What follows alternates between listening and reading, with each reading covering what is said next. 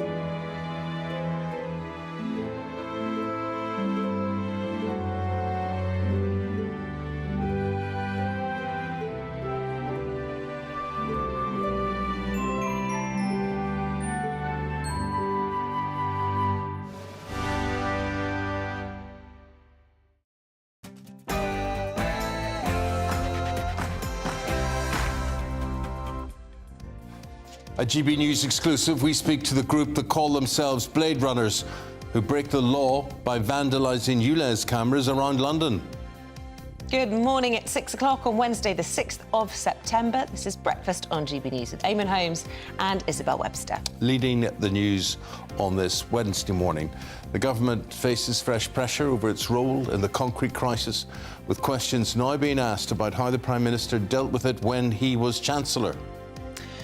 Meanwhile, concerns have now spread to the state of hospital buildings as the NHS reportedly warns trusts to bolster emergency plans if the aerated concrete is present.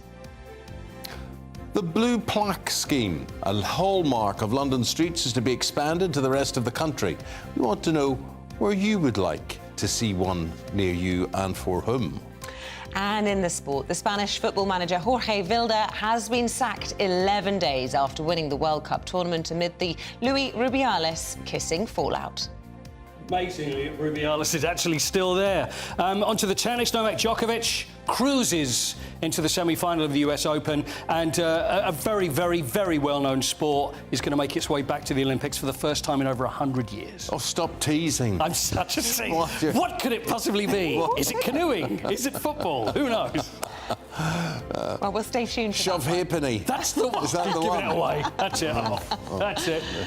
Alex Burkle, he's got the weather forecast. It's going to be hot. Good morning. Once any low cloud and fog clears away, there'll again be plenty of hot sunshine around, with perhaps temperatures a touch higher than yesterday. I'll have more later.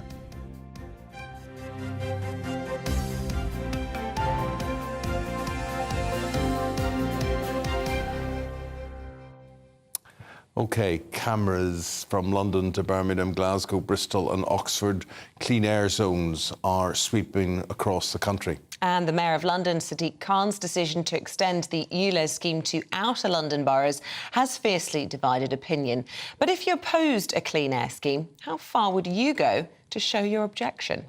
Well, this is an exclusive interview coming up. GB News has spoken to a member of this group that call themselves Blade Runner Vigilantes. They are breaking the law because what they do is they vandalise ULEZ cameras around London. Ray Addison with the report. This is what one man can do to the ULEZ in less than half a day. Some call them vigilantes, others criminals. They call themselves the ULEZ Blade Runners. Around 100 activists, all using any means necessary to disable cameras, taking the fight against the London Mayor's clean air policy to the streets. Lee is part of a small group of saboteurs who go out most weeks. Speaking exclusively on camera to GB News, he says Sadiq Khan is targeting the city's most vulnerable. To charge the poorest of people to drive around is unacceptable. Sadiq Khan talks about the fact that 9 out of 10 of cars are compliant. If 9 cars out of 10 are compliant, who are the 1 in 10? The 1 in 10 are the poorest people, the ones who can't afford a compliant car. So they're the ones you're charging. So therefore it's a tax on the poor. It's that simple. But the Mayor of London disputes that claim. The decision to expand the ultra-emission zone to all of London was a difficult one. It wasn't an easy one, but I think it's a vital decision and it's the right one. And let me tell you why. We now know the evidence in relation to the consequences of air pollution. It leads to around 4,000 premature deaths a year. It leads to children having stunted lungs forever, adults with a whole host of health issues from asthma to cancer, dementia to heart disease. We also now know that one of the most effective ways to reduce air pollution is with the ULEZ. How do we know that? In central London, we've seen a reduction of around 50% of toxicity, nitrogen dioxide. Also, a third fewer children being admitted to hospital with air pollution-related illnesses. The Blade Runners are supported by an online community that maps the location of London's almost 2,700 ULEZ cameras. The red pins show working units. The black ones have been disabled. I will normally go around on the groups to see posts or pictures of people that have put up with cameras, particularly the new ones if they've just been put up near to where I live. And then, yeah, I'll literally make a note of that, jot that down, and then I'll arrange a date as to when I will go out and I will deal with that camera on that specific evening. According to the Met, crimes relating to ULEZ cameras rocketed by 77% in August. Lee says he's personally disabled more than 60 cameras in the last year. He's developed his own technique, which bypasses TfL's security measures in a matter of seconds. GB News has decided not to show footage of the way the cameras might be disabled to avoid the risk of copycats. It's important to stress, of course, that what you're doing is illegal. Do you consider yourself to be a criminal? I'm not a criminal in any way, shape or form. You know, I'm just literally, I'm doing what I believe is right, and I'll stand by that, and I'll sit on that hill until the time comes when I'm no longer allowed to. Although TfL says the ULEZ expansion will bring health benefits to a further 5 million people living in Greater London, Lee questions that justification, saying this has nothing to do with air pollution. You know, we've seen videos, there's video evidence of people living in houses with black mould, mushrooms growing off the wall. So this notion that 4,000 deaths a year from car pollution is utter nonsense. Other groups would strongly disagree. Leo Murray is Director of Innovation at Possible, the climate action group. Basically, about half of the air pollution, the stuff that's in the air that is dangerous to human health, out in the environment, not inside our homes, about half of that comes from motor traffic. So, you know, that this is not in dispute. This is extremely well understood science. Meanwhile, Lee is adamant that the Blade Runners will not stop their sabotage. There's enough of us, myself included, where we're not going to give up. We're not going to give up until either all them cameras are gone, or TfL and Sadiq Khan or the next mayor turns around and scraps the idea completely. A Transport for London spokesperson said the ULEZ is vital in tackling the triple challenges of air pollution, the climate emergency and congestion. Vandalism on our network is unacceptable, and all incidents are reported to the police for investigation. Criminal damage to ULEZ cameras puts the perpetrators at risk of prosecution and life-changing injuries, while simultaneously risking the safety of the public.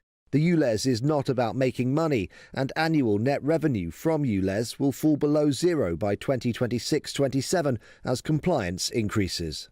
Ray Addison, GB News. OK, well, joining us now in the studio, Oliver Lawrence. Oliver is host of Protect and Serve podcast. He's a former police officer. The head of Blade Runners there, he said, we're not going away. No, they're not. The Metropolitan Police are actively investigating these vigilantes. None of us can sit here and condone support acts of criminality. ULEZ clearly is demonstrating its resistance amongst members of the public in London. It's costing people an awful lot of money. There's clearly a significant effort being made by these individuals to cause disruption. But it's not something that we should be encouraging. But they have a sort of Robin Hood image, don't they? Very much so. You know that. So a lot of people might be thinking, well, we'll not openly condone it, but good luck to you.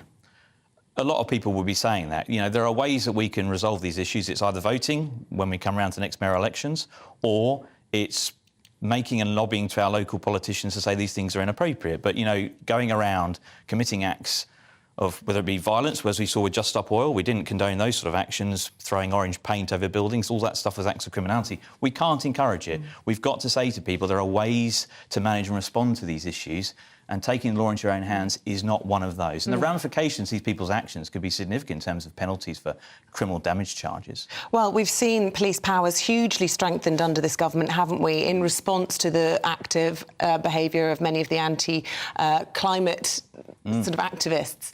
So, you know, there are these powers now that can have impact on these people that, you know, could see jail terms, for example. Yeah, very much. There's a commander been placed in charge of this to oversee the operation of trying to find these people responsible for taking down these ULEZ cameras. And as I say, they could be charged with a number of different offences, going equipped to commit thefts, there's property damage, there's a very different scenarios these people could be facing. And I would suggest a strong message will be sent when one of them is found to be in possession of one of these ULEZ cameras, because obviously the modus operandi is fairly consistent across London, either cutting wires, removing cameras completely, or obstructing them. Yeah, so they disrupt the cameras. The cameras go up again very, very quickly, though. Does it really have any impact? I don't think so. It's a nuisance factor. Yeah, TfL are obviously coming up with new strategies to defend the equipment, bigger boxes, safeguarding wires, making the cabling stronger. So, you know, Sadiq Khan is not going to back down from this policy. The only way that we're going to have this policy U-turned is by bringing in another mayoral candidate, whether it be Conservative, Liberal, Democrat or otherwise, someone coming in and reversing the policy, which I can't see in the short to long term anything happening. So through the democratic process, but, you know, if the majority are in favour, what can you do? I suppose the big impact of all of this as well is on the taxpayer, because this is police resources, it's also causing damage, and then if there are criminal proceedings, that's going through the courts as well. And that has to be a factor in all of this. Hugely. You know, you look at how much pressure our police are under already. You know, the commander who's leading this has already said this will be a proportionate response to investigating these claims like every other crime across London. But again, as you make the point, Isabel, you know, police resources are already stretched, and here we have further offences taking part in London where we have a knife crime epidemic. We've now got police officers trying to find people stealing cameras. It's just adds to the pressures of policing across London. So what way do you reckon the police are dealing with this? Do you think there will be surveillance involved in this, and that there will be undercover operations, or how will they be? Will they be staking out cameras? There'll be a number of strategies. You know, CCTV evidence is always the strongest form of any investigation inquiry. Following someone's path, where did they come from, where did they go, trying to identify vehicles and registration plates so that we can pin people back to home addresses. So there'll be a number of different tactics employed to see if we can identify these individuals. But obviously these Blade Runners are trying to do this under the cover of darkness, but equally they're doing it open in front of licensed premises. A lot of people have been filming these activities going on, so there's a high degree of confidence in these individuals that they won't get caught. And is this a new thing, really?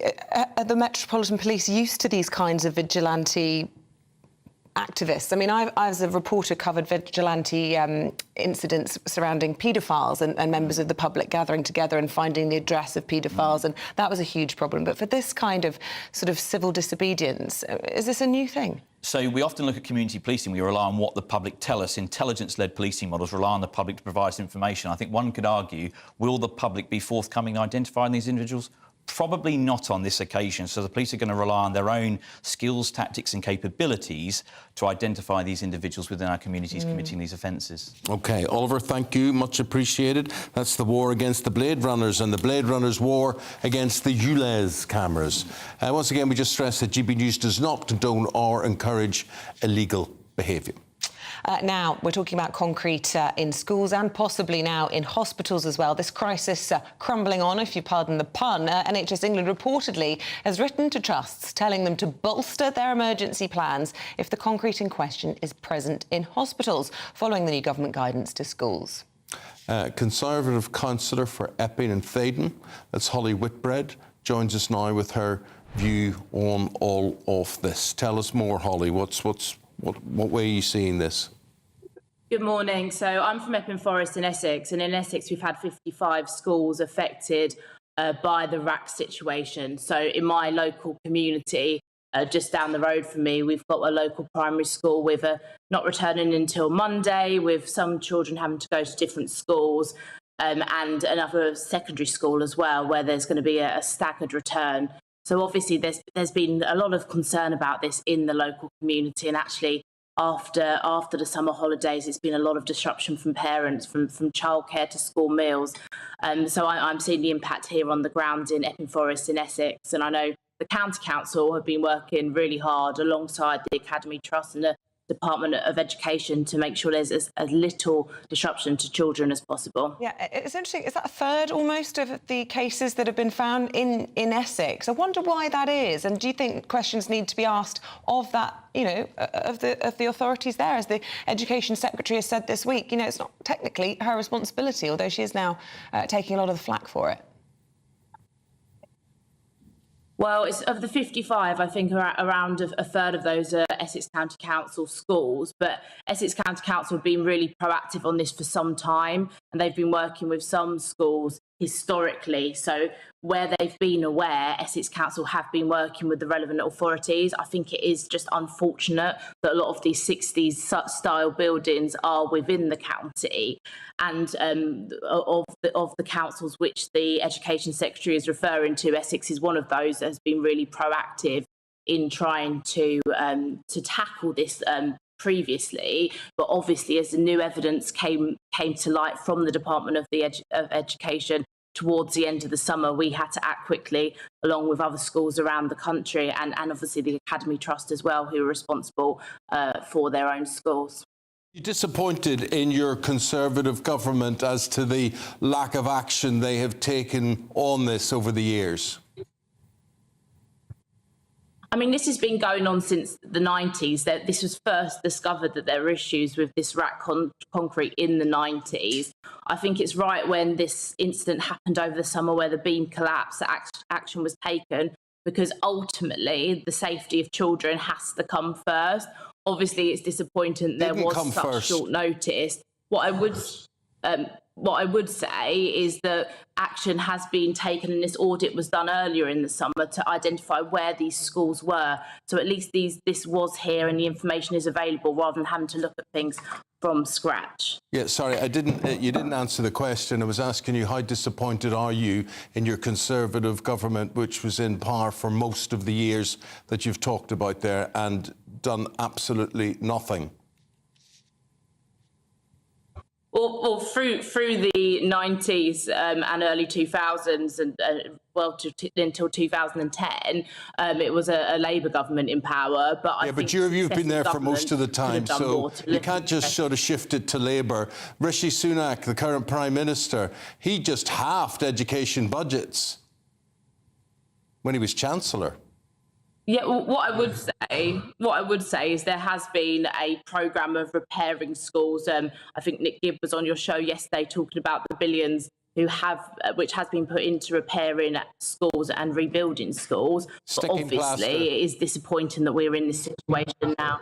Yeah, it's a bit disappointing we're in this situation now, and the safety of children now has to come first as we've discovered these problems. Holly, can I ask you about the news that we learnt yesterday about Birmingham City Council? I mean, this is our second biggest city in the UK. It is the biggest local authority in Europe, and they've declared bankruptcy. And this isn't the first local authority in recent years, and I'm reading that nearly a third of councils in the poorest areas of this country are also on the verge of bankruptcy. That's 14 of 47 in the north, the Midlands and on the south coast could go bust this year or next. What is going on with our local councils? I mean, this is a problem across the board. Ultimately, it does come down to financial management and how councils run their finances. I think the issue in Birmingham is quite a specific one, where there was historic issues with how people were paid, particularly the discrepancy between men and women. But actually, we're seeing many councils go bankrupt, particularly because of the pressures from social care, whether it be children's social care or adult social care. I know in Essex, where I'm a representative, 60% of our budget goes towards social care. And since the pandemic, there have been even more pressures than ever before, particularly more complex needs, but also in an ageing population. And this is a real significant pressure on councils, which is consistently meaning that the finances are a challenge. But it is, I mean, as you say, Holly, it's a specific case in Birmingham, where they were hit with a £750 million bill for equality of wages, which they had to find from somewhere. And obviously, who's got that? It's sitting in the bank. So that has hit them badly, but obviously those other conditions do come into force. Are you feeling the pressure there in Essex? Yeah, I think everyone's feeling the pressure. As I say, social care is a huge cost. Inflation and increased interest rates affects councils in the same way as it affects residents. So I know that finances are increasingly becoming difficult. Where I'm a district councillor, we've managed to keep council tax as low as possible, but that means making difficult decisions. We try and protect those extra services, which I know people in the public appreciate, but it's always a difficult balancing act. OK. Holly, thanks very much indeed for painting us that big picture there. Give us an insight into many things. And if you agree or disagree with what Holly has had to say, GBviews at GBnews. .something or other. What is it? Com? I think so. Yeah, .com. Yeah, we're .com. Yeah. Right. Just sometimes. Why don't we just have it on screen all the time, and then people will know without us having to say, there we go. GBviews at GBnews.com. Right. The time is 6:19. Let's bring you up to date with the latest headlines this hour. And the pilot of the helicopter involved in the crash, which killed the Leicester City Football Club owner, said, "I've no idea what's going on," as the aircraft was spinning out of control. Eric Swaffer made the comment seconds before the helicopter hit the ground outside the club's King Power Stadium in 2018. One person has died and others in critical condition after a crash involving a 52-seater coach and a car in West Wales. Police say the road's currently closed between the Honeyborough and Pembroke roundabouts, and drivers are advised to take an alternative route. Holidaygoers on the Greek island of Skiathos are struggling to get home after severe rainstorms battered the island, causing widespread flooding. Jet2 has said all flights due to depart the island on Tuesday and Wednesday, that's 5 in total, have had to be cancelled, but added that it's monitoring the forecast and will confirm new departure times just as soon as possible. And many parts of the country have hit heatwave criteria for the first time since June, as summer finally arrives. The UK could see its hottest day of the year today, with the Health Security Agency declaring heat alerts across several regions.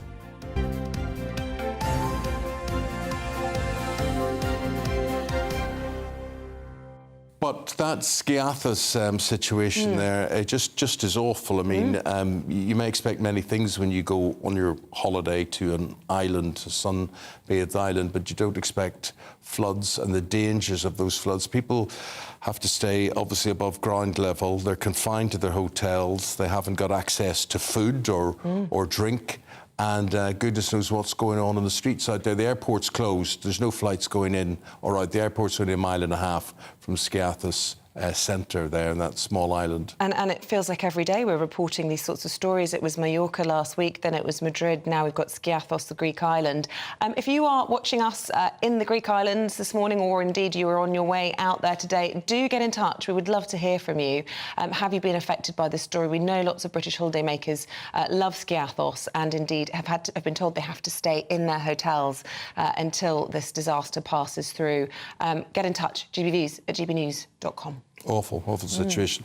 And hearing about the Leicester City helicopter tragedy as well. I used to sit at many matches at the King Power Stadium and watch the copter descend and then later on take off out into the ground and out into the car park area.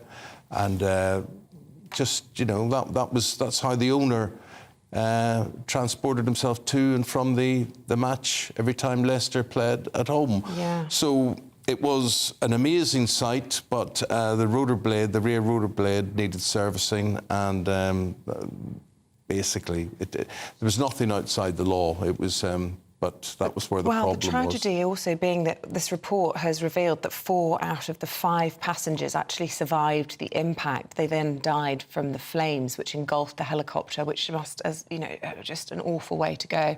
And a lot of fear must have been involved. So a terrible tragedy that, and we'll be reflecting that throughout the course of the morning. Right, we were talking about the the weather here in the UK, and so many parts of the country are going to reach record levels today. I hope you can enjoy it. Alex Burkle will tell you where the best of that weather is. That warm feeling inside. From Boxed Boilers, proud sponsors of weather on GB News. Hello, very good morning to you. Some of us are waking up to a bit of a cloudy, murky start, but most of that will clear away this morning to leave another sunny, hot day, albeit with the risk of some thunderstorms later. Taking a look at the details, and you can see, yes, a cloudy picture down the eastern side of the country first thing, but most of that cloud and any fog will burn back towards the coast through the morning, leaving a brighter afternoon, but some cloud lingering across eastern parts of Scotland. Elsewhere across the UK, plenty of sunshine, though perhaps a bit more cloud than recent days, particularly across parts of Northern Ireland. Look at those temperatures, a touch higher than yesterday, likely to get to highs around 32 or 33 Celsius in the southeast, which would make it the hottest day of the year so far. As we go through the end of the day, many places holding on to those clear skies, though we are going to see some showery rain feeding up from the south, and this could turn heavy, perhaps even thundery, particularly across central and western parts of England into Wales, also Northern Ireland as we go through the night. Elsewhere there'll be some clear spells and perhaps a few pockets of fog, but temperatures really not dropping, could be even warmer than last night, so not good news if you had difficulty sleeping.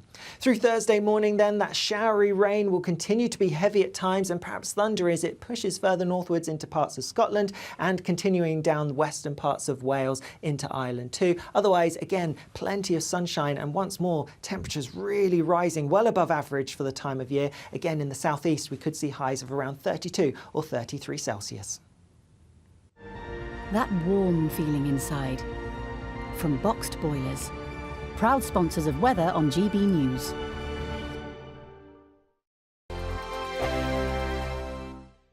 What you get for breakfast is something that, if we do our jobs right, you will wake up to news that you didn't know the night before. It's a conversation. It's not just me and Eamonn. We want to get to know you, and we want you to get to know us. From 6, it's Breakfast with Eamonn and Isabel. Monday to Thursdays on GB News, Britain's news channel. When the news happens, it happens here. And really important breaking news. Breaking news this morning. On TV, radio and online, the news starts here on Britain's Newsroom. All the biggest stories and the answers that you need from across the UK and beyond. Join Britain's Newsroom from 9:30 on GB News. The People's Channel, Britain's news channel. Join me, Patrick Christie's Monday to Friday, 3 till 6. We tackle the day's news agenda like you've never seen before. It's high tempo, high octane, the most controversial topics and the best guests. You will not be able to take your eyes and ears off it. I'm not afraid to ask the questions that you really want answered. 3 till 6 p.m, Monday to Friday on GB News, the People's Channel, Britain's news channel. Westminster is going around in ever-decreasing circles, followed by the media. Britain is broken. How on earth did we get into this mess? But more importantly, how do we get out of it?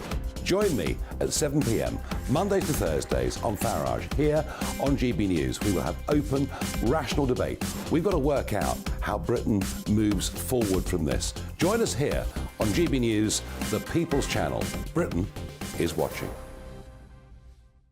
People in Britain, they love free speech, but they also love fair play. I don't care if I'm speaking somebody from a trade union, from the Labour Party, somebody from the SNP. And I think the viewers like to see that actually we can challenge one another, but in a positive way.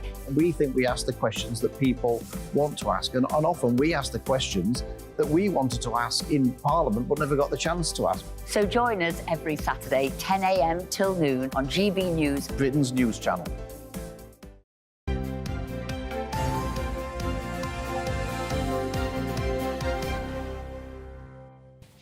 6:27, still to come on today's programme. We're talking about the rise of the killer hornet. Record numbers of the dangerous Asian hornets are nesting in the UK now. How concerned should we be? We'll be finding out at 6:45. 7:20. Is it time to diversify the proms? So there's a certain type of person loves the proms, but we debate whether this beloved musical event should become more modern.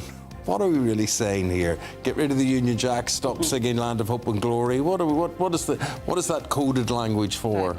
Don't know. It's upset a lot of people. What song should we sing? I think maybe at the proms they should sing Always Look on the Bright Side of Life. Do-do, That might be quite... Would you think that would work for I knew you'd call me in there for a song. Yeah, yeah, absolutely. that would be, It's yeah. the whistling, though. Whistling under pressure is always difficult, though, isn't it? What song would you have at the proms? Oh, gosh, I keep it just as it is myself. I don't like change. Right, GB News at gbnews.com. Let us know your thoughts, or you can tweet us at GB News.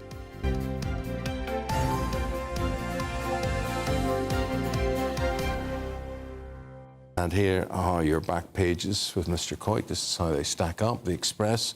Jordan Henderson heading back at claims he sold out over his controversial move to Saudi Arabia. The Times says the English magician Marcus Smith will be used as an impact song. What? He's not actually a magician. Huh? He's just a good rugby player. Oh, I thought he was like Paul Daniels or something. Where's the ball? Where's the ball? It's disappeared. He's an impact player. Yeah, he was off the bench. Yeah. Right, OK, lovely, OK.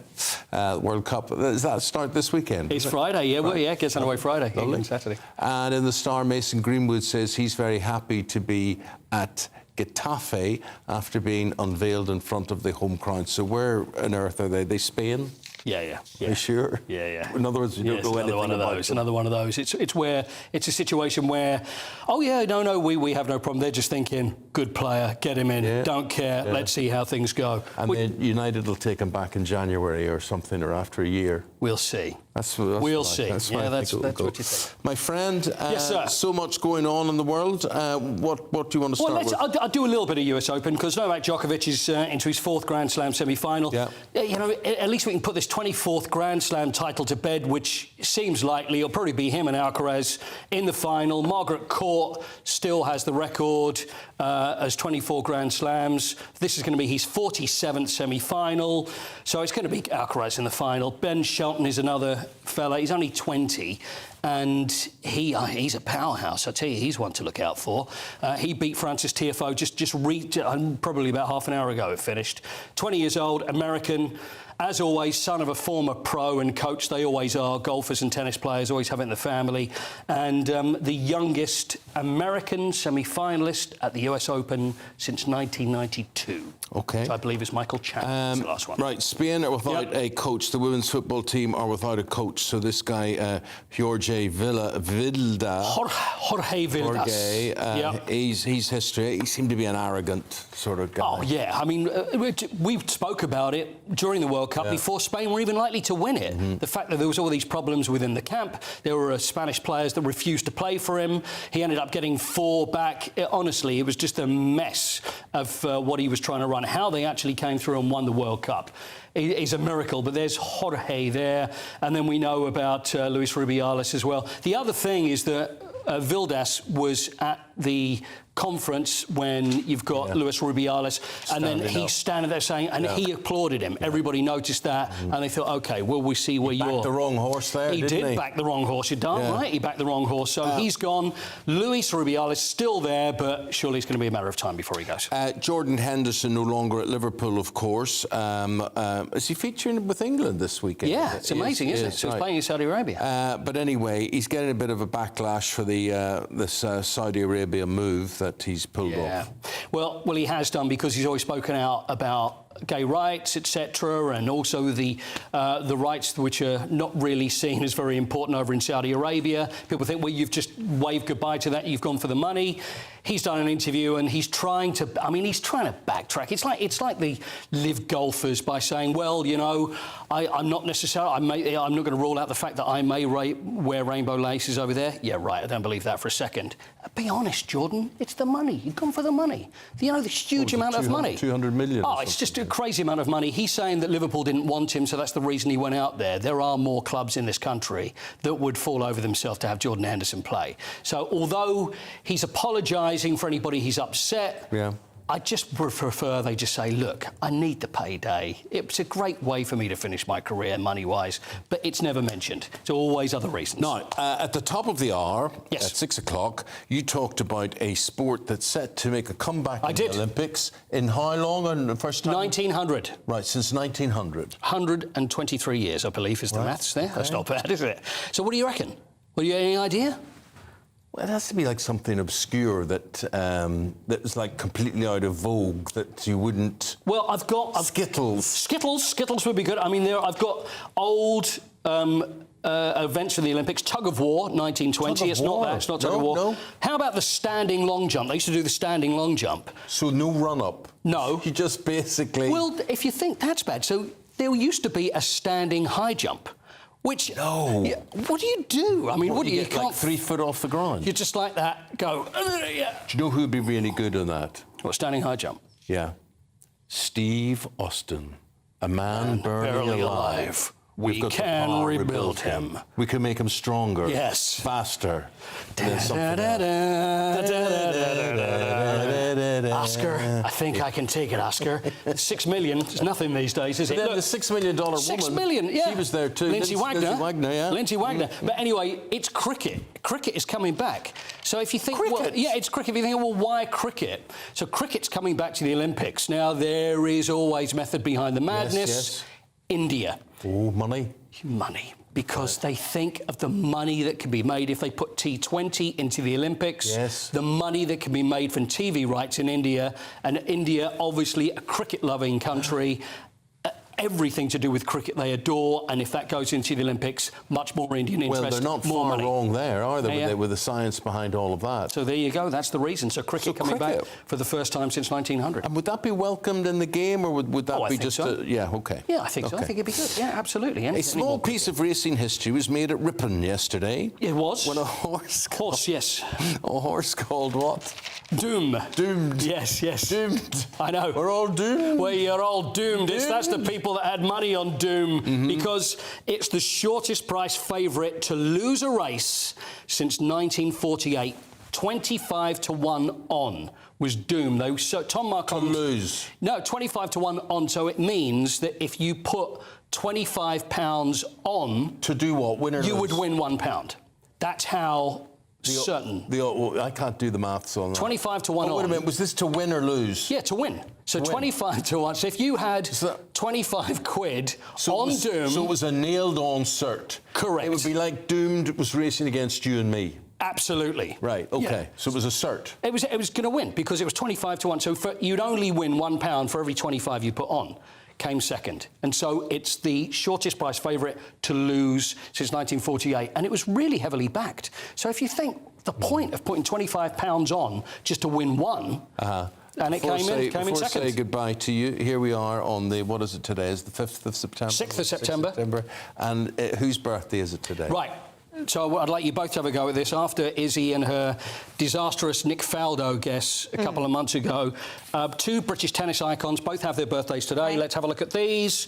So one who was in the US Open final in 1997. We're not seeing them yet. The other one, semi-final. There we are. Greg Rosetsky on the left. Tim Henman. Tim Henman on the right. They both have the same birthday. Who is the oldest and how old do you think they are? Rosetsky's the oldest. OK, how old do you reckon today? How old is he? Yeah. 42. 42? Is he? Well, I think Tim Henman's the same age as me, so I think he's 40, and I reckon Rosetsky's a couple of years older as well. I'll go 43. Greg is 50. No. Oh, he's 50.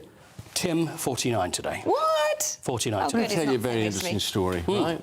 So I was going to get I was in seeing a doctor or something somewhere in London, and I was in the waiting room, and this guy was sitting opposite me and started talking to me. And it was Greg Rosetsky. Oh. No. Yeah. Really? And he said to me, I just got a new car, absolutely amazing. Right. I said, what is it? He said, it's the Range Rover Vogue. Right. Right. Yeah. He says, there it is out there. He said, do you want to drive it? You kidding I me? says, aye. Yeah. So I went outside and we got into his car and I... No. Yeah.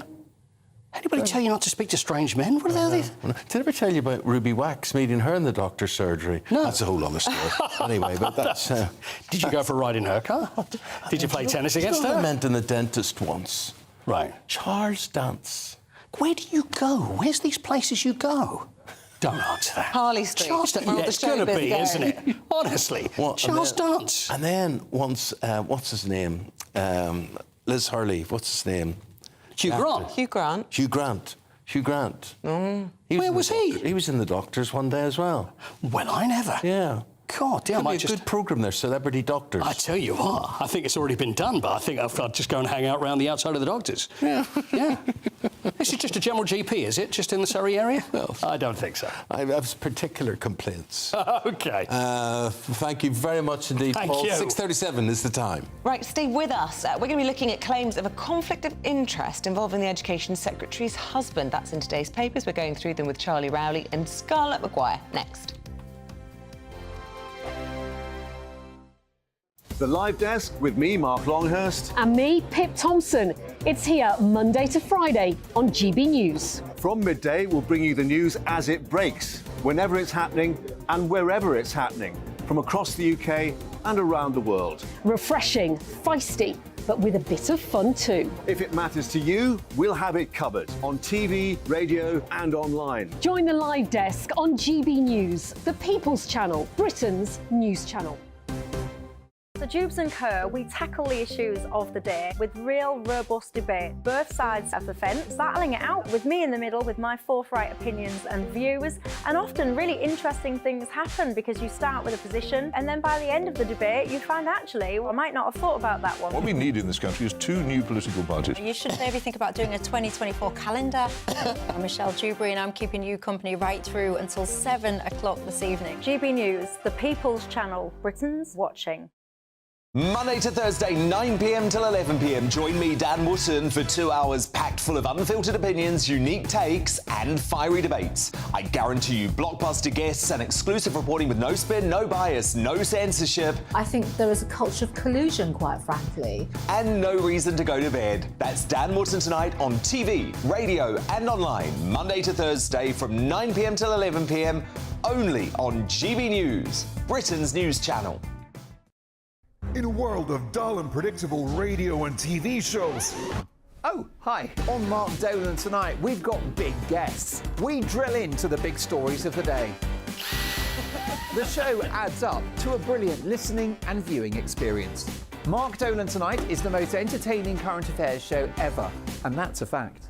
That's Mark Dolan Tonight, Friday, Saturday and Sunday from 9. Only on GB News, Britain's news channel.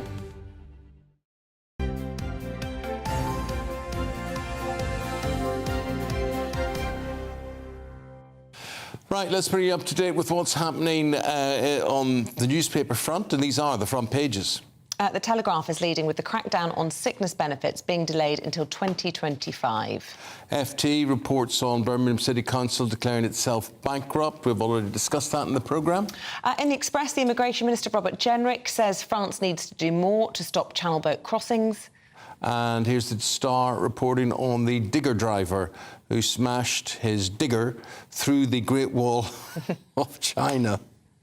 And apparently he did it because it stopped him going the length of the wall and turning round. So it was a shortcut to work, right? And it's a real mixed bag of lead stories on the papers, which is always really nice when you're going through the papers to have lots of different stories to go through. We're going through them in more detail with the former Special Advisor to Michael Gove, Charlie Rowley. Is it Rowley or Rowley? Rowley, isn't it? OK, apologies, Rowley.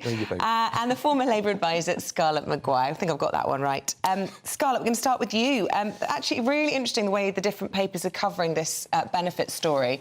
Back to work drive shelved, says the Telegraph, whereas the Mail saying 1 million on sickness benefit will have to find a job. I know. I mean, actually, this is a really shocking story. So the people who are on sickness benefits because of high anxiety, which means that they can't leave the house, or mobility issues, i.e. most of them are in wheelchairs or on masses of crutches, they can't walk, are being told that they're going to have their benefits slashed if they don't go back to work. Instead of being told, actually, you can work from Zoom and we will help you to do it. And I mean, most people on benefits would really, really like to have a job. It's much better. I mean, you know, if you're on sickness benefits, they are pretty low. And to then say, and you're going to have it cut if you don't get a job, rather than let's help you get into work. And actually, the charities like Multiple Sclerosis and Scope are really, really worried about what's going to happen. But you, I mean, you said it. These are people who have anxiety problems about leaving the house or have mobility issues leaving the home. They're perfect candidates from work from home. It's all the way that this is framed. I mean, if you can help people work from home, get off benefits. That's got to be a good thing, and that's the great, big drive. but Plus, it this also saves us a huge amount of money. I think the incapacity and illness bill is £26 billion. I know. You think about how much our schools No, bill. no, Isabel, of course. What I'm saying is most of these people would like to get back to work, but actually they need help, right? And instead of saying, we're going to slash your benefits, get back. And they do have to get a job to begin with. And actually, most jobs that you do from home, you do have to go in occasionally, quite often, a couple of times a week. But actually, what they need is help rather than. And it is being shown that there's a carrot and the stick, and the sticks don't work, right? They just frighten people. It's that age-old saying of just focusing on what people can do rather than what they can't do. And I think Mel Stride, the Work and Pension Secretary, has said that the assessment of people in terms of incapacity benefit and out-of-work benefit is sort of decades old. So that needs to be reviewed to make sure that we are encouraging people into work, to make sure that, as you say, that benefit bill comes down and saves the taxpayer a lot of dosh. So as regards the boats issue, whose fault is that? Ours or France's? And this is front page of the Express. That's right, Eamonn. It's and it's in a number of other papers as well. And it's the Prime Minister's fifth priority to stop the boats, and it's an issue that I think lots of people care about when it comes to the general election. And it's essentially saying that we need to be tougher with Belgium, tougher with France, and be more like Belgium, who seem to have been able to stop about 90%. They claim of boat crossings that come into Belgium. How are they doing that, Charlie? Do we know?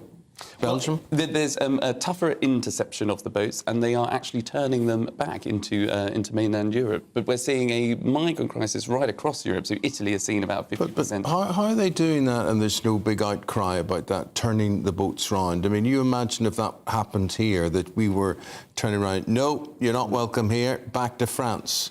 There'd be an outcry. Well, and that's part of the problem, because we're seeing French vessels accompany some of the boats, the small boats, into UK waters, because unless a vessel, according to France, unless a vessel is actually in difficulty, then it won't intervene, because if it's plain sailing into UK waters, then it'll just be for the UK authorities to look after these people thereafter. But I think, look, the Immigration Minister, Robert Jenrick, is absolutely right to identify that we need to do more, and particularly put the pressure on France to do more. We're paying them a hell of a lot more money. They are working, apparently, quite well with Border Force and the Home Office, but clearly we're still seeing the number of boat crossings across that channel, even though it's down, apparently, in this 20% this August compared to last. But we have seen choppier waters. The weather is only going to get better, it might seem, this week. So we might see more increases in people taking that crossing. But we have to do more, and France have to pull their weight and do more to help us achieve that goal of stopping the boats. But actually, I mean, what is it? They stopped 330,000. I mean, they have stopped masses and masses of crossings. But I mean, what's more interesting is what you say is the migration crisis, the European migration crisis is getting worse as people flee. And we have a choice. We can be Fortress Britain and actually be really honest and say, we're not going to take anybody. We don't care whether you're a refugee or not. Or we can actually process asylum seekers properly and get rid of the people who are economic migrants and have the other people here, and stop having millions, spending $6 million a day on hotels. That's the scandal. Yeah, no, totally. Well, so red carpet last night, National Television Awards, and this morning didn't win anything yet again. They got booed, apparently. Yes. Apparently the audience were just chanting, bring back Eamonn. Bring back Eamonn. Well, obviously, Eamonn, they are. I thought actually, I'd leave this story to you, because also the big story, the Sun's front page, because obviously this is the biggest story in Britain, is that Philip Schofield has stopped following Holly Willoughby on TikTok, I wonder Instagram, why. and everything. I mean, this is the big story. And, I mean, apparently this morning people were devastated, because God forbid that there could be a better programme programme, you know, that actually won it. I mean, I don't watch either, but I do hear The Repair Shop is terribly good, and maybe it won it because it was better. The thing that surprised me was that I would never classify The Repair Shop as a daytime programme. I mean, Loose Women is a daytime programme ingrained in the schedule and whatever, but I'm not...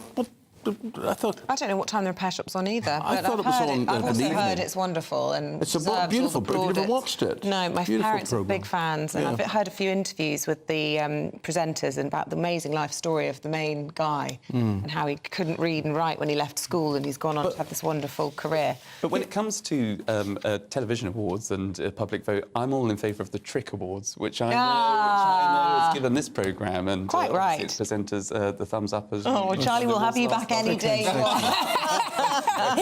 I thought I'd get that in. Here's a pose that I thought if someone says to me, Eamonn, can we have a picture? And you're on a red carpet, you smile and look awkward or whatever it is. Holly Willoughby shows her bum. So the pictures are all of her. So what she does is you want a picture and then she turns her backside round to the camera. Do you see? I mean, is that a particular pose? Is that or is that just? Well, it's so that you're not face on. It's so that yeah. Well, she's obviously got a very expensive couture gown, and that's showing the very neat tailoring of the fishtail, and it emphasises her curves, of which she's very proud. So there you go. I'm doing that in future. I tell you, I'm saying a picture and then have a look at this. I know. No, and actually, what you have to do is you have to wink. Wink? That wink was wonderful, Eamonn. Right. Yeah, absolutely. Oh, look, oh dear, hard depressing. Too many depressing stories there. How long have we got in papers? About 30 seconds. OK, forget that. Thank you very much indeed, Charlie Riley and Scarlett McGuire. And they'll be back in about 40 minutes' time. Thank you very much indeed. Right, we're talking about Asian hornets now. Have you seen one? Have you been stung by one? Because a beekeeper has found a nest of them. In fact, an Asian hornet wasp in his garden, marking the insect's first appearance in London. Now, conservationists are fearing that the invasive species has become established in the UK and is now spreading. These are called killer hornets because of its attack on honeybees, but it's also dangerous to humans. How worried should you be about that? Let's ask wildlife presenter Nigel Marvin, who joins us now this morning. Nigel, very nice to see you. Good morning, nice to see you again, Eamonn. And Nigel, how do we know if we're looking at an Asian hornet? They've got a dark body, a yellow face, an orange face and yellow legs. So the European hornet, which belongs here, doesn't have that same colour pattern. And the European hornet that we have here is a little bigger. The Asian hornet is about an inch long, 3 centimetres or so. Our hornets are a little larger. Presume they sting, give a nasty sting, but more worryingly than that, they're not good for honeybees, and we know how important they are for our ecosystems and for our honey. Yeah, no, that's the problem. They first came to France in 2004. There's been 22 records in the UK in 2023. They've destroyed 9 nests. The nests are big, like a big ball of paper up in a tree. If you see one, don't go near it because they will come out and sting you, and people have died in France from anaphylactic shock from being stung by them. I mean, you know, they're not really any more dangerous than our hornet, but just don't go near a nest. And the thing is, they get a taste for bees, so they can be a catastrophe for beehives and the wild bees that we have in the UK. They wait next to the hives.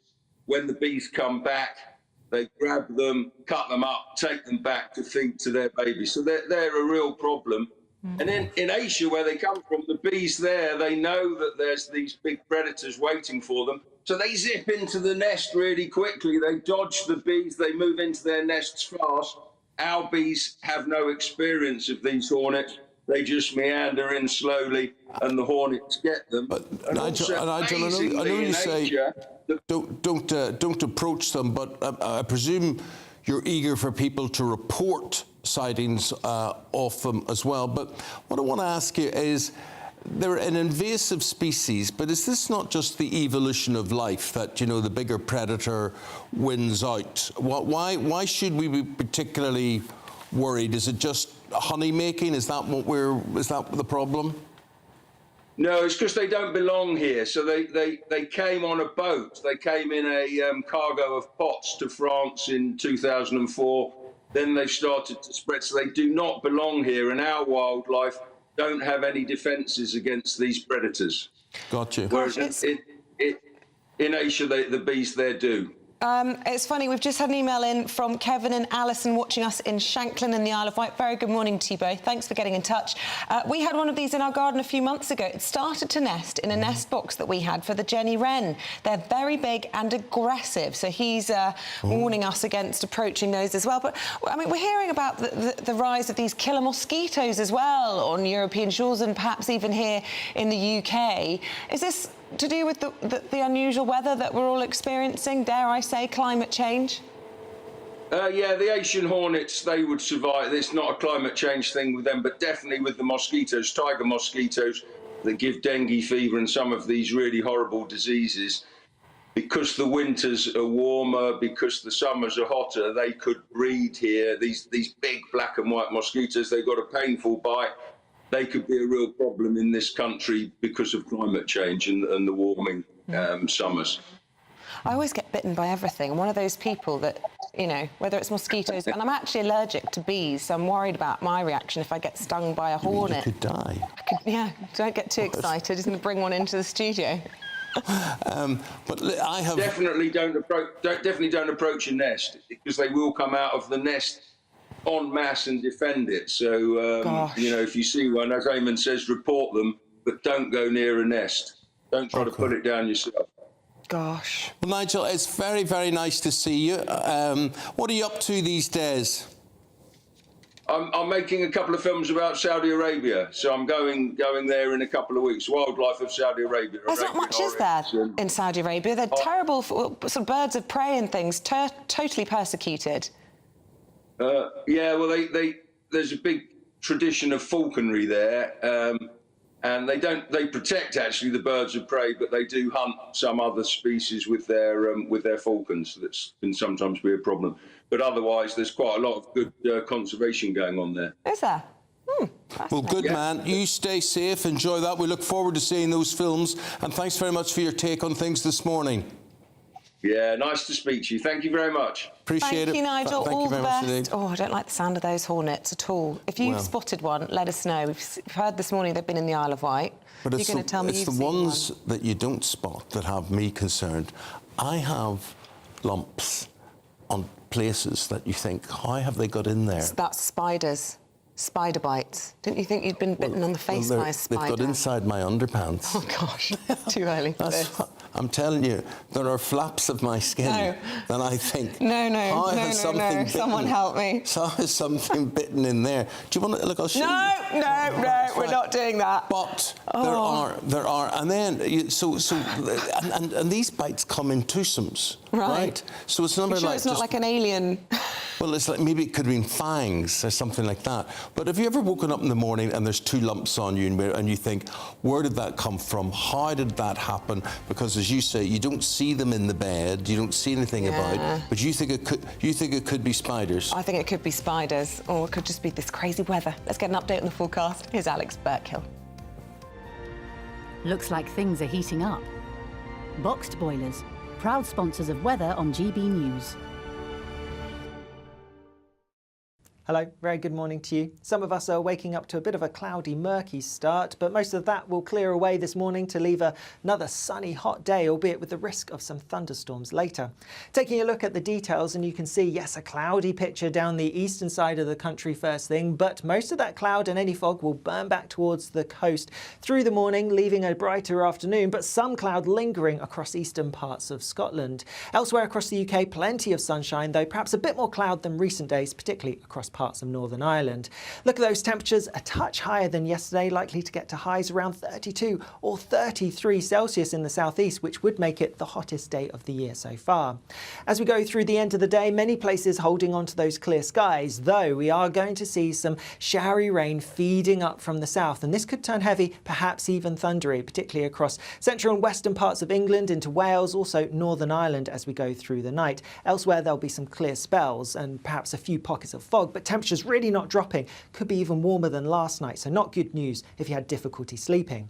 Through Thursday morning then, that showery rain will continue to be heavy at times and perhaps thunder as it pushes further northwards into parts of Scotland and continuing down the western parts of Wales into Ireland too. Otherwise, again, plenty of sunshine and once more, temperatures really rising well above average for the time of year. Again, in the southeast, we could see highs of around 32 or 33 Celsius. Looks like things are heating up. Boxed boilers, proud sponsors of weather on GB News.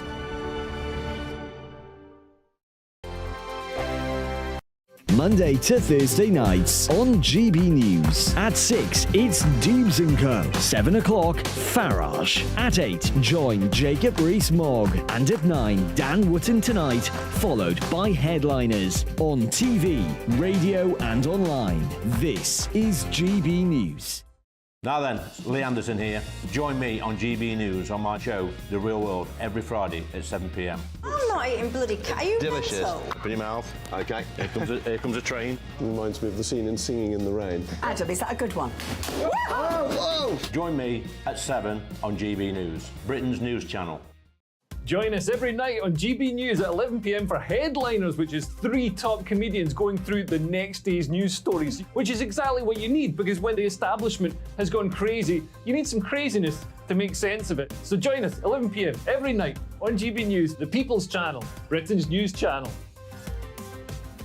I joined GB News because I was sick and tired of not hearing my views being represented, not just mine, but so many people that I knew and spoke to. I just couldn't get my voice out there. I couldn't say anything, I couldn't do anything. Whatever the narrative was, I kind of had to follow it. GB News is there to provide a voice for those who have been ignored by the establishment media. We think different things, we've got a different style. GB News is here to be optimistic and positive about the future. It's real kind of dynamic and flowing, with the audience very much at the heart of it, like a big family. Here at GB News, we talk about the things that matter to you. Hearing the voices from right across our towns and cities, especially our towns. All sides of the argument represented with a heavy dose of opinion. We're on a mission here to make a difference. And the GB News family really is here for you, and whatever time of day you can watch or listen. Britain's watching. Britain's watching.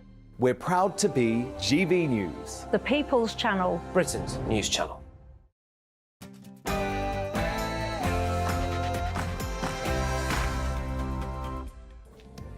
The concrete crisis crumbles on, with fears that now hospitals could be affected. Hello there, good to see you, good to have you on board. 7 o'clock is the time. Wednesday, 6th of September. Across the land, across the world, you're tuned into Breakfast on GB News. Eamonn, Holmes and Isabel Webster.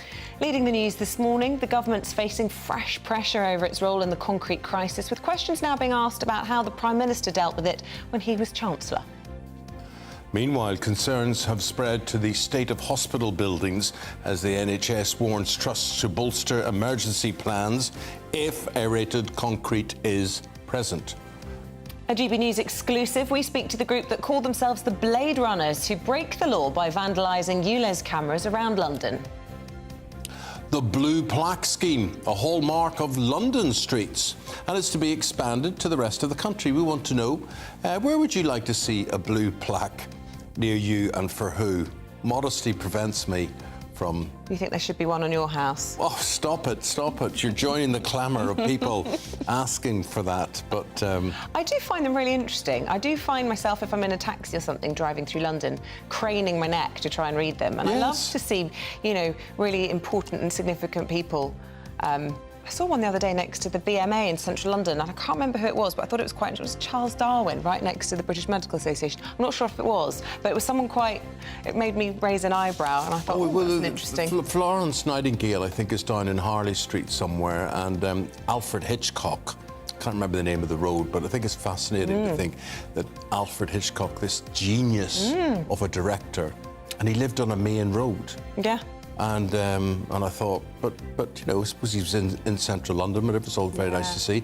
I used to have in Belfast, first place I ever bought was an apartment. Yeah. And the tour buses twigged on to where I was. Oh, right, you were on the map. And they would bring people round, and I wasn't even on national TV then. And they would say, and there's Eamonn Holmes, there's where Eamonn Holmes lives up there. I thought that was nice for security. I wouldn't like that, everything else, that was nice. Anyway, it's going to be a great day if you're out sightseeing today. Alex Burkle will tell you more. Good morning. Once any low cloud and fog clears away, there'll again be plenty of hot sunshine around, with perhaps temperatures a touch higher than yesterday. I'll have more later.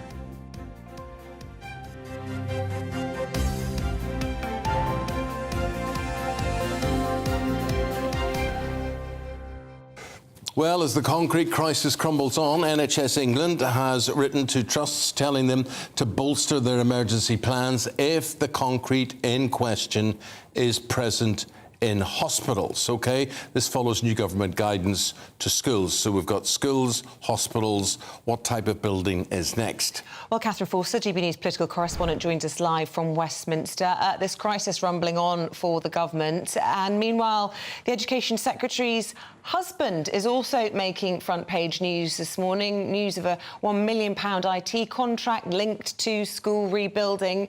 Tell us more about all of that.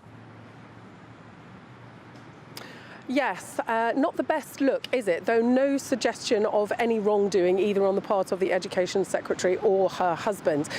This story splashes the front page of the Daily Mirror. Basically, the Education Secretary's husband, a company that he's associated with, was awarded a £1 million contract to supply servers as part of the government schools rebuilding programme. Now, Labour, as you would expect, have come out, Bridget Phillipson, the Shadow Education Secretary, saying that this represents a gross conflict of interest. And certainly there is a lot of pressure on the Education Secretary, isn't there? Not just the hot mic moment the other day, but a number of comments that have been made, and pressure on Rishi Sunak too, because of course it emerged yesterday from the Schools Minister Nick Gibb that while Rishi Sunak was Chancellor, the Department for Education had asked for funding to refurbish or renew 200 schools a year and were only given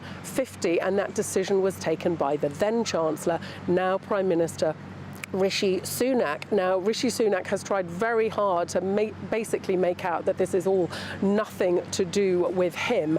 I think that line is going to be rather difficult to hold, and also First Prime Minister's questions back today. I suspect that Keir Starmer will be using most of his questions on this concrete crisis, which, as you say, looks like it is likely to spread even further.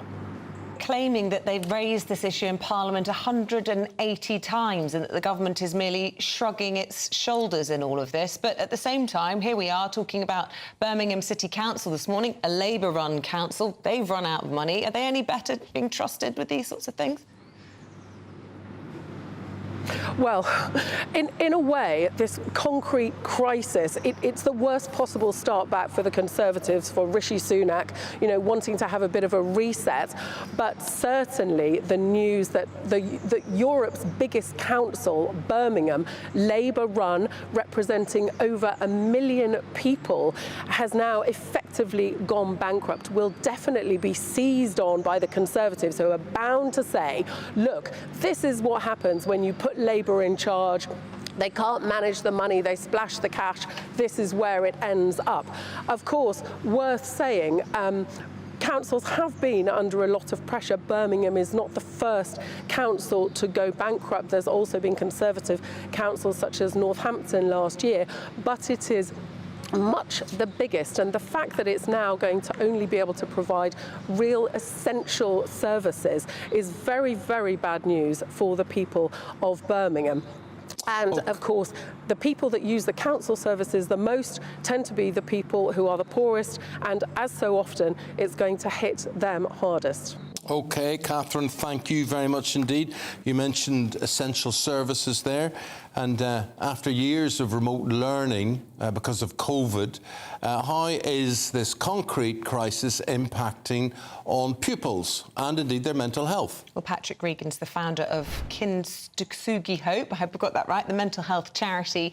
A very good morning to you, Patrick. Look, this has got to be stressful, not only for parents and teachers, but for the kids who are old enough to understand what's going on.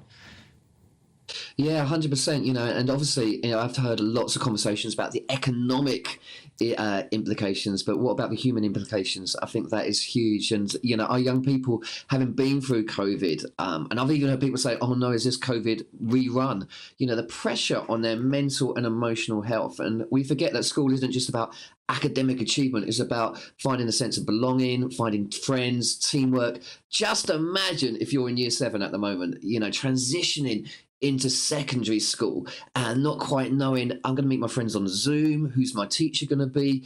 And so I think we really need to try and support these young people in their mental and emotional health as much as we can.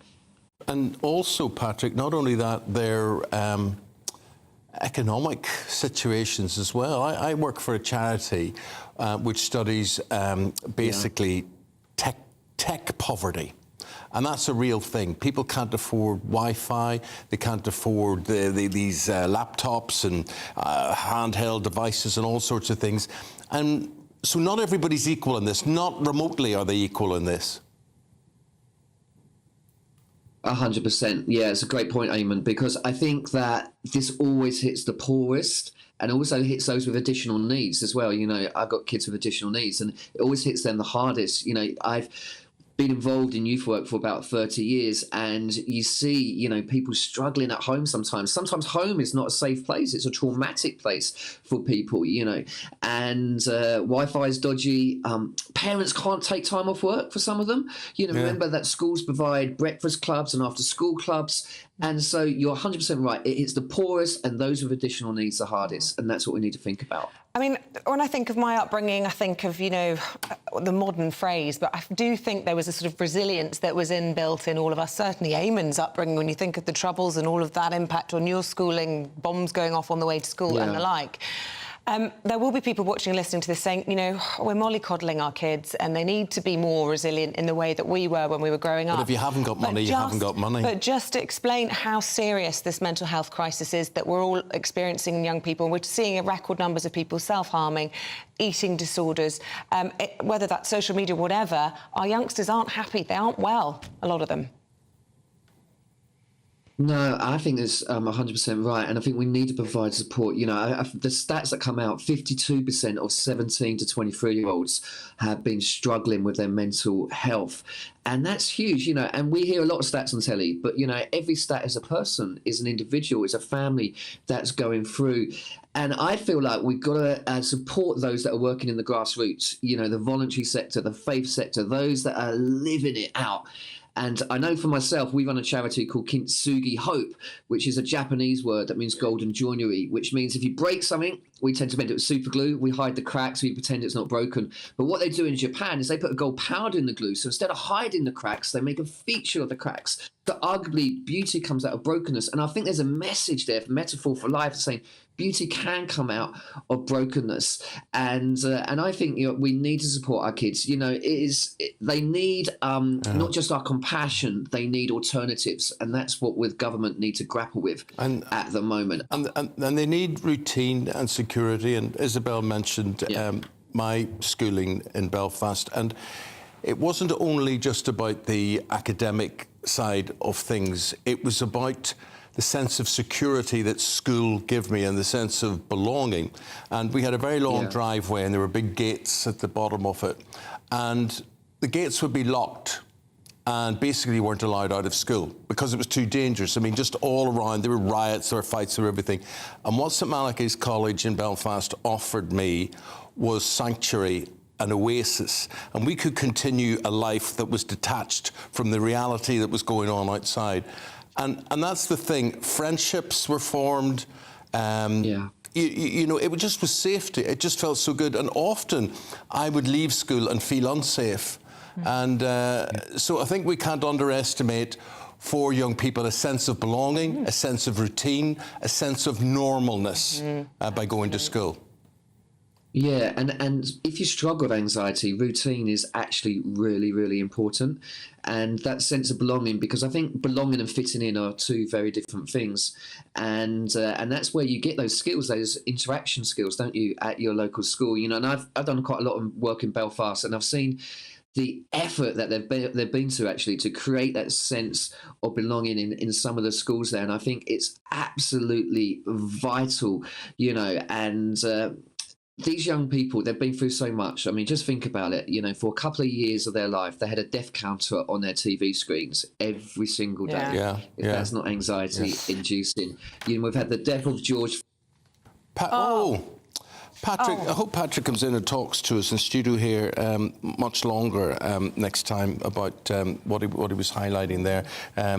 He's the founder of a charity, which is a mental health charity for kids, and we were just talking about how, again, being told you're not going to school, things are not going to be normal. That's all right for 2 or 3 days. You think, oh, a couple of days off school this week or whatever. But working from home, I don't think I would flourish with home education.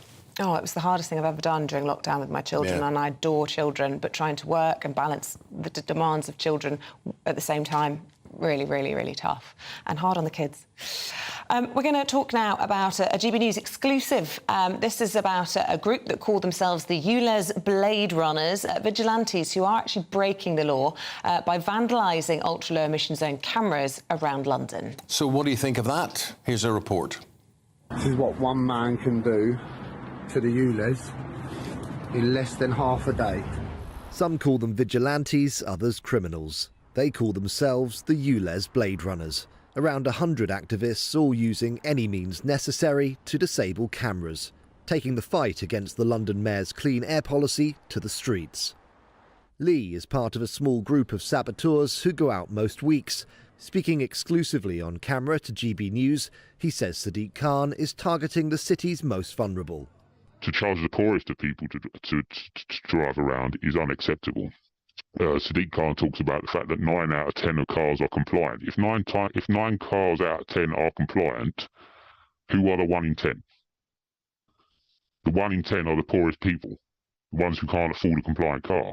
So they're the ones you're charging. So therefore it's a tax on the poor. It's that simple. But the Mayor of London disputes that claim. The decision to expand the ultra-emission zone to all of London was a difficult one. It wasn't an easy one, but I think it's a vital decision and it's the right one. Let me tell you why. We now know the evidence in relation to the consequences of air pollution. It leads to around 4,000 premature deaths a year. It leads to children having stunted lungs forever, adults with a whole host of health issues from asthma to cancer, dementia to heart disease.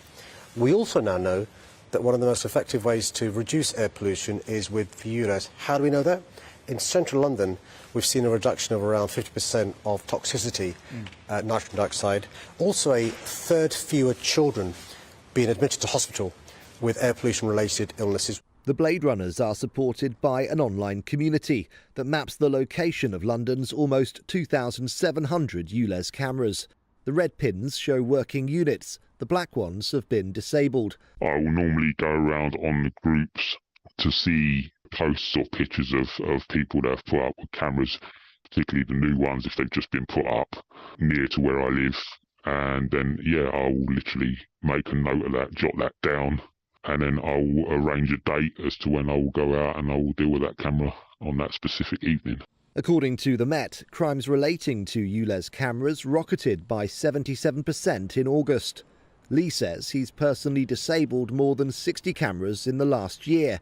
He's developed his own technique, which bypasses TfL's security measures in a matter of seconds. GB News has decided not to show footage of the way the cameras might be disabled to avoid the risk of copycats. It's important to stress, of course, that what you're doing is illegal. Do you consider yourself to be a criminal?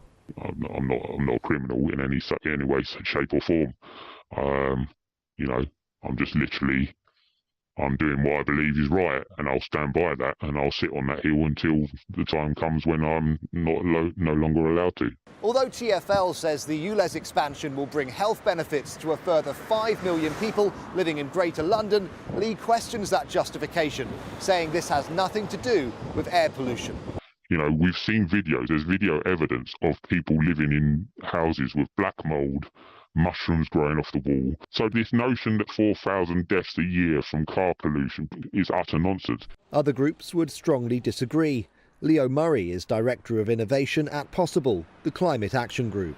Basically, about half of the air pollution, the stuff that's in the air that is dangerous to human health, out in the environment, not inside our homes, about half of that comes from motor traffic. So, you know, that this is not in dispute. This is extremely well understood science. Meanwhile, Lee is adamant that the Blade Runners will not stop their sabotage. There's enough of us, myself included, where we're not going to give up. We're not going to give up until either all them cameras are gone, or TfL and Sadiq Khan or the next mayor turns around and scraps the idea completely. A Transport for London spokesperson said the ULEZ is vital in tackling the triple challenges of air pollution, the climate emergency and congestion. Vandalism on our network is unacceptable, and all incidents are reported to the police for investigation. Criminal damage to ULEZ cameras puts the perpetrators at risk of prosecution and life-changing injuries, while simultaneously risking the safety of the public. The ULEZ is not about making money, and annual net revenue from ULEZ will fall below zero by 2026-27 as compliance increases. Ray Addison, GB News. Well, we're joined in the studio by the leader of the Climate Party, Ed Gemmell, and I presume, like us, Ed, you would never condone any criminal activity? No, absolutely not. I mean, I find it absolutely ridiculous, and the thing that I'm most worried about is where are all our MPs condemning it? You know, where are the Labour and Conservative MPs getting out there and saying this shouldn't be happening? Well, they know this is a vote winner or a vote loser. One stage, I would say this about the Mayor of London. However right or wrong he is, he got off on the wrong foot on this because initially, people did not believe he was doing this for the environment. They believe this is a cash cow that he's filling a pension hole with, and it's a cash generator for him. And he hasn't been able to shake that, really. I think you're right, Eamonn. I mean, I think, though, just right at the beginning, let's get it clear that criminal activity is absolutely wrong, whereas people demonstrating outside Number 10 or outside City Hall is a completely different thing and should be encouraged. When we're talking about the way it's been introduced, it's clearly been introduced wrongly. So we wrote to Sadiq Khan probably 2 months ago now, suggesting not that ULEZ was stopped, but that it was done a different way, in a way that actually worked for Londoners rather than against them.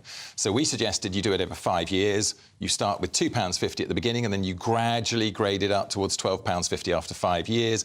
That would stop the spike in the price of these second-hand compliant cars that people are trying to buy. It would just seem less punitive.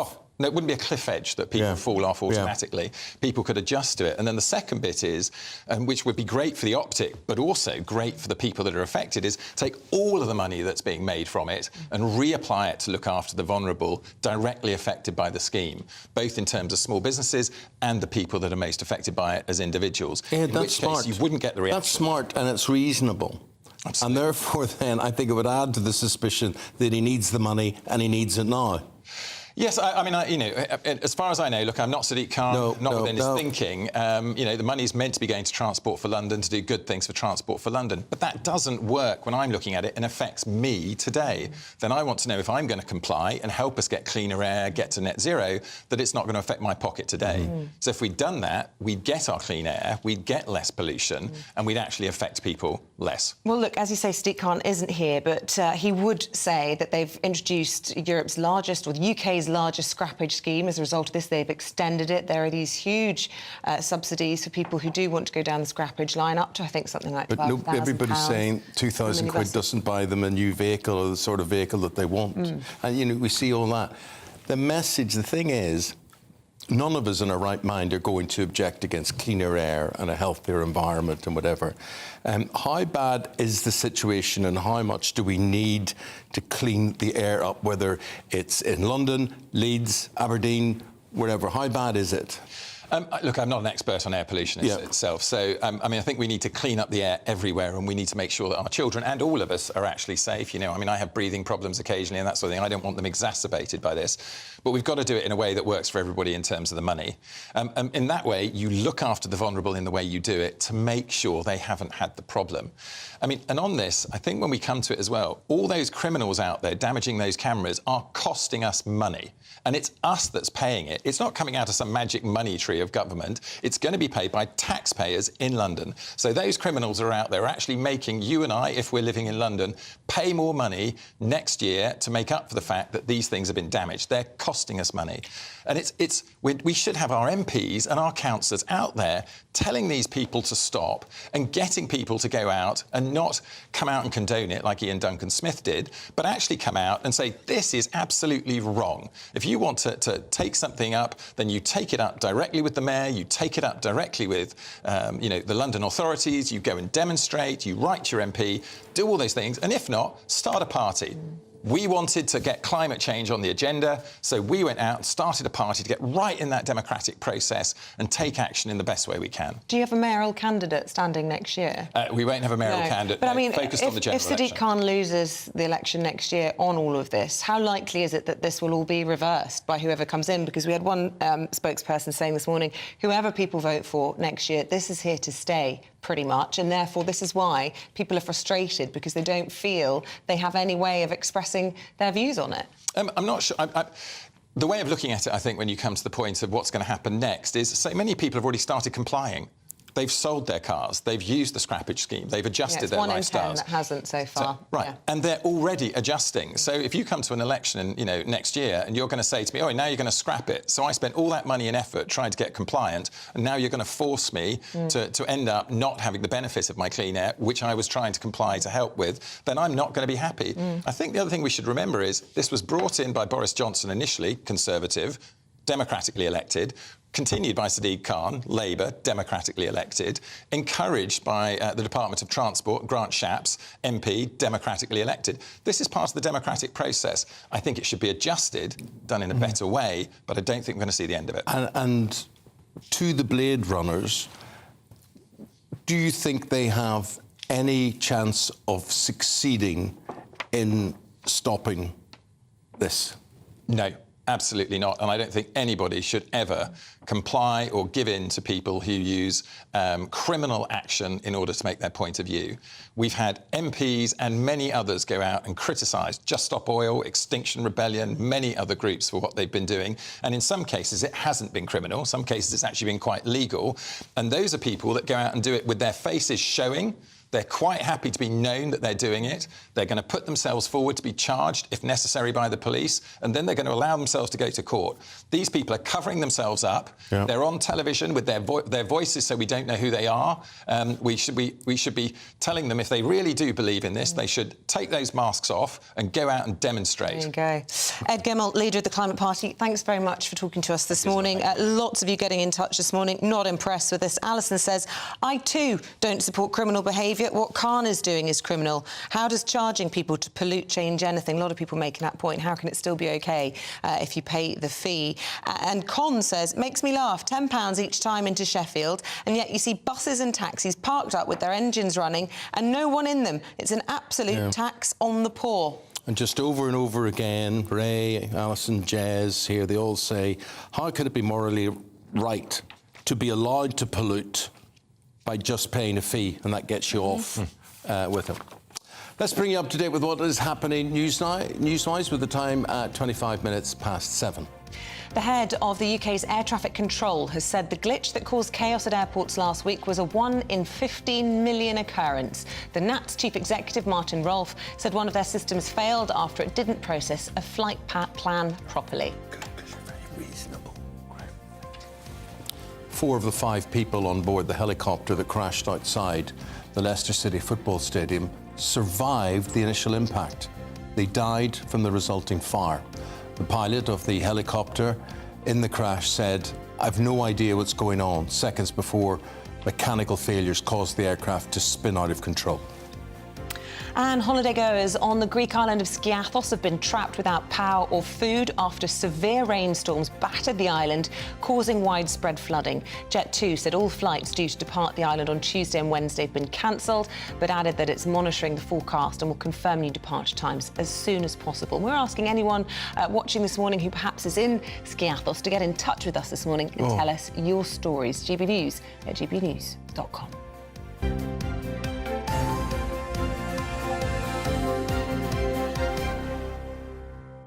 Pressure there is on all of us to have a holiday and make that holiday the best week or 2 weeks of your whole year, and then for it to go wrong with air traffic control delays. I mean, this guy's saying it's a 1 in 15 million glitch. I love how they use this term, glitch. It was a disaster. It was a misfile, and it was on the busiest air traffic day of the year on that bank holiday. And so, I mean, that, and incidentally, people are still suffering the aftermath of that because they can't get home from where they are. I mean, I was speaking to someone this week who turned up at the airport and crews run out of time, planes are in the wrong position. It's not back to normal, and it's still affecting people. And then that awful Skiathos thing, that is a living nightmare. Well, people being trapped in the hotels and being told that the food's running out, and they're taking in local families, local kitchens people, rightly so, and they're told there could be 36 hours in there, so they're out of food, they're out of water. Lots of British people caught up in it, and as you say, people save up all year to go on these holidays, and you think you've got out of school term time, you've dodged the air traffic crisis, and then this happens. What a nightmare. Well, we said, has it ever been worse? Has it ever been worse? I mean, just daily occurrences, things, misery, depression, just bad news all the time. And Birmingham City Council are broke, right? They've declared themselves bankrupt. They were hit with a £760 million bill that they weren't expecting. This was to do with the quality of wages. I mean, rightly so, you can't pay a man more than you're paying a woman, and they had to balance the books with that, except they hadn't got the money to do all of that. So what is to be done about it? Let's speak to Jack Carson, who joins us from Birmingham. Good morning to you, Jack. This is not a good look for the Labour-run council. No, it's certainly not, of course, having to put in that Section 114 notice yesterday, effectively declaring themselves bankrupt because of the mismanagement of these equal pay claims. They're historic claims after a Supreme Court ruling back in 2012. And what it's meant, and it was only a few months ago that the council found this black hole of initially £760 million, now thought to possibly be over £1.1 billion when they implemented a new financial system. That itself has had issues because that was meant to cost less than £20 million, and that's implementation has ended up costing over £100 million.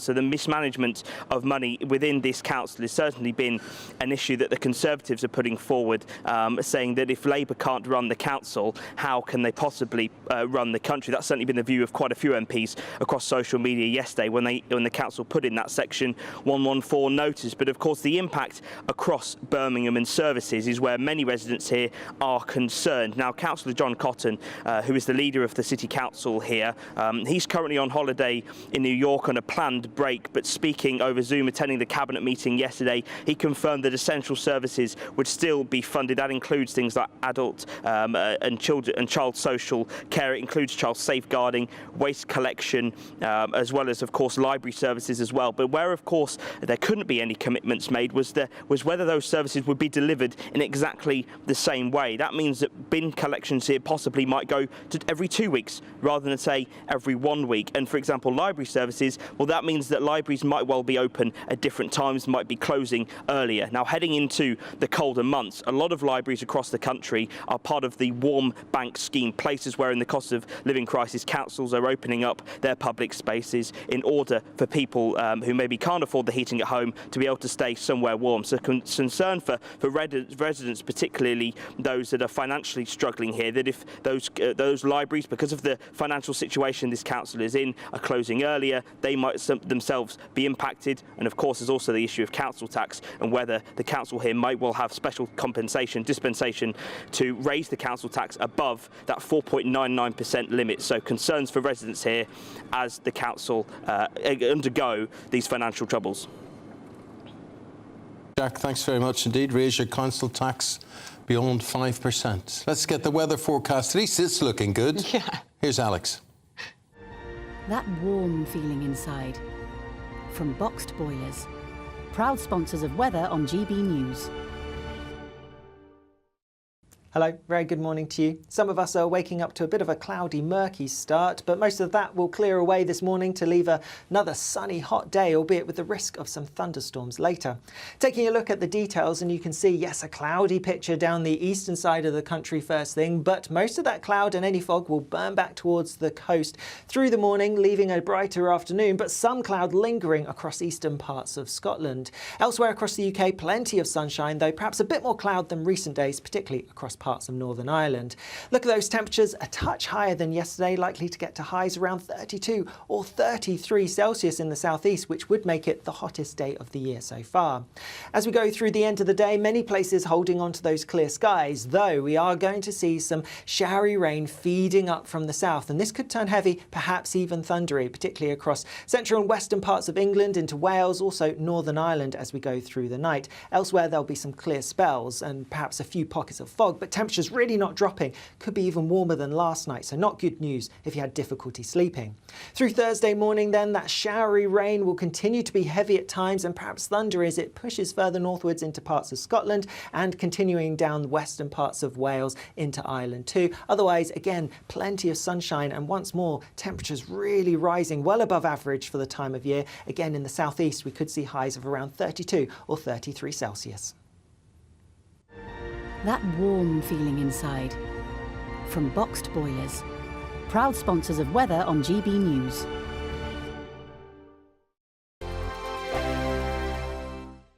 What you get for breakfast is something that, if we do our jobs right, you will wake up to news that you didn't know the night before. It's a conversation. It's not just me and Eamonn. We want to get to know you, and we want you to get to know us. From 6, it's Breakfast with Eamonn and Isabel. Monday to Thursdays on GB News, Britain's news channel. Westminster is going around in ever-decreasing circles, followed by the media. Britain is broken. How on earth did we get into this mess? But more importantly, how do we get out of it? Join me at 7 p.m, Mondays to Thursdays on Farage, here on GB News. We will have open, rational debate. We've got to work out how Britain moves forward from this. Join us here on GB News, the People's Channel. Britain is watching. When the news happens, it happens here. And really important breaking news. Breaking news this morning. On TV, radio and online, the news starts here on Britain's Newsroom. All the biggest stories and the answers that you need from across the UK and beyond. Join Britain's Newsroom from 9:30 on GB News. The People's Channel, Britain's news channel. Join me, Patrick Christie's, Monday to Friday, 3 till 6. We tackle the day's news agenda like you've never seen before. It's high tempo, high octane, the most controversial topics and the best guests. You will not be able to take your eyes and ears off it. I'm not afraid to ask the questions that you really want answered. 3 till 6 p.m, Monday to Friday on GB News, the People's Channel, Britain's news channel. People in Britain, they love free speech, but they also love fair play. I don't care if I'm speaking somebody from a trade union, from the Labour Party, somebody from the SNP. And I think the viewers like to see that actually we can challenge one another, but in a positive way. We think we ask the questions that people want to ask, and often we ask the questions that we wanted to ask in Parliament but never got the chance to ask. So join us every Saturday, 10 a.m. till noon on GB News, Britain's news channel. Hi, I'm Dan Wootton. You can watch me live on GB News Monday to Thursday from 9 p.m. And did you know that you can also watch and listen live on our website, gbnews.com.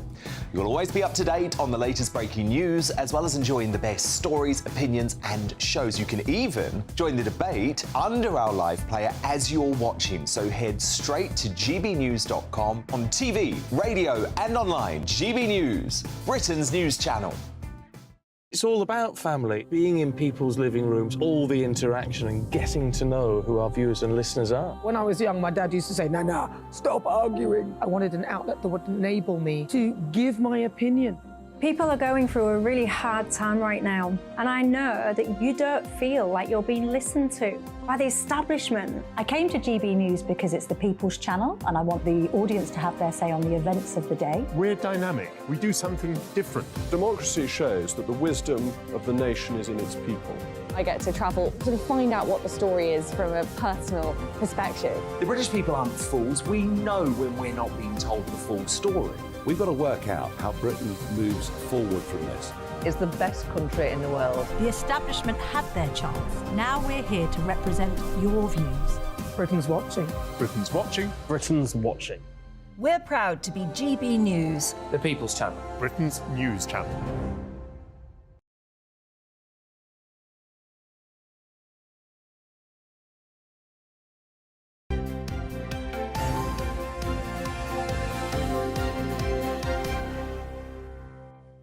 .36 is the time. Still to come on our programme this morning, 8:20, we're asking, should grandparents provide free childcare for their grandchildren? I'm laughing because I've just had a message in the last few seconds from my mum saying, Poppy safely delivered to school, and how did I? She's got my How much? What's the bill? Today. Just love and cuddles. Anyway, as the cost of living crisis continues to bite, we ask, should grandparents be paid for helping out? I hope not. Or is it their duty? After 9 o'clock, Pat McFadden from Labour talking about his party's plans to expose the concrete crisis and whether or not the general election campaign is already underway. And get in touch. You can talk to us about any of the topics we're covering this morning. gbnews@gbnews.com, or you can tweet or X us at gbnews.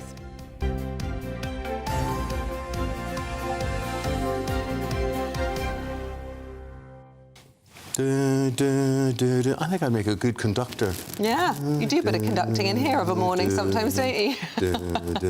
Anyway, the Proms. It is the Proms. And then there's last night at the Proms, Yeah. and everybody gets...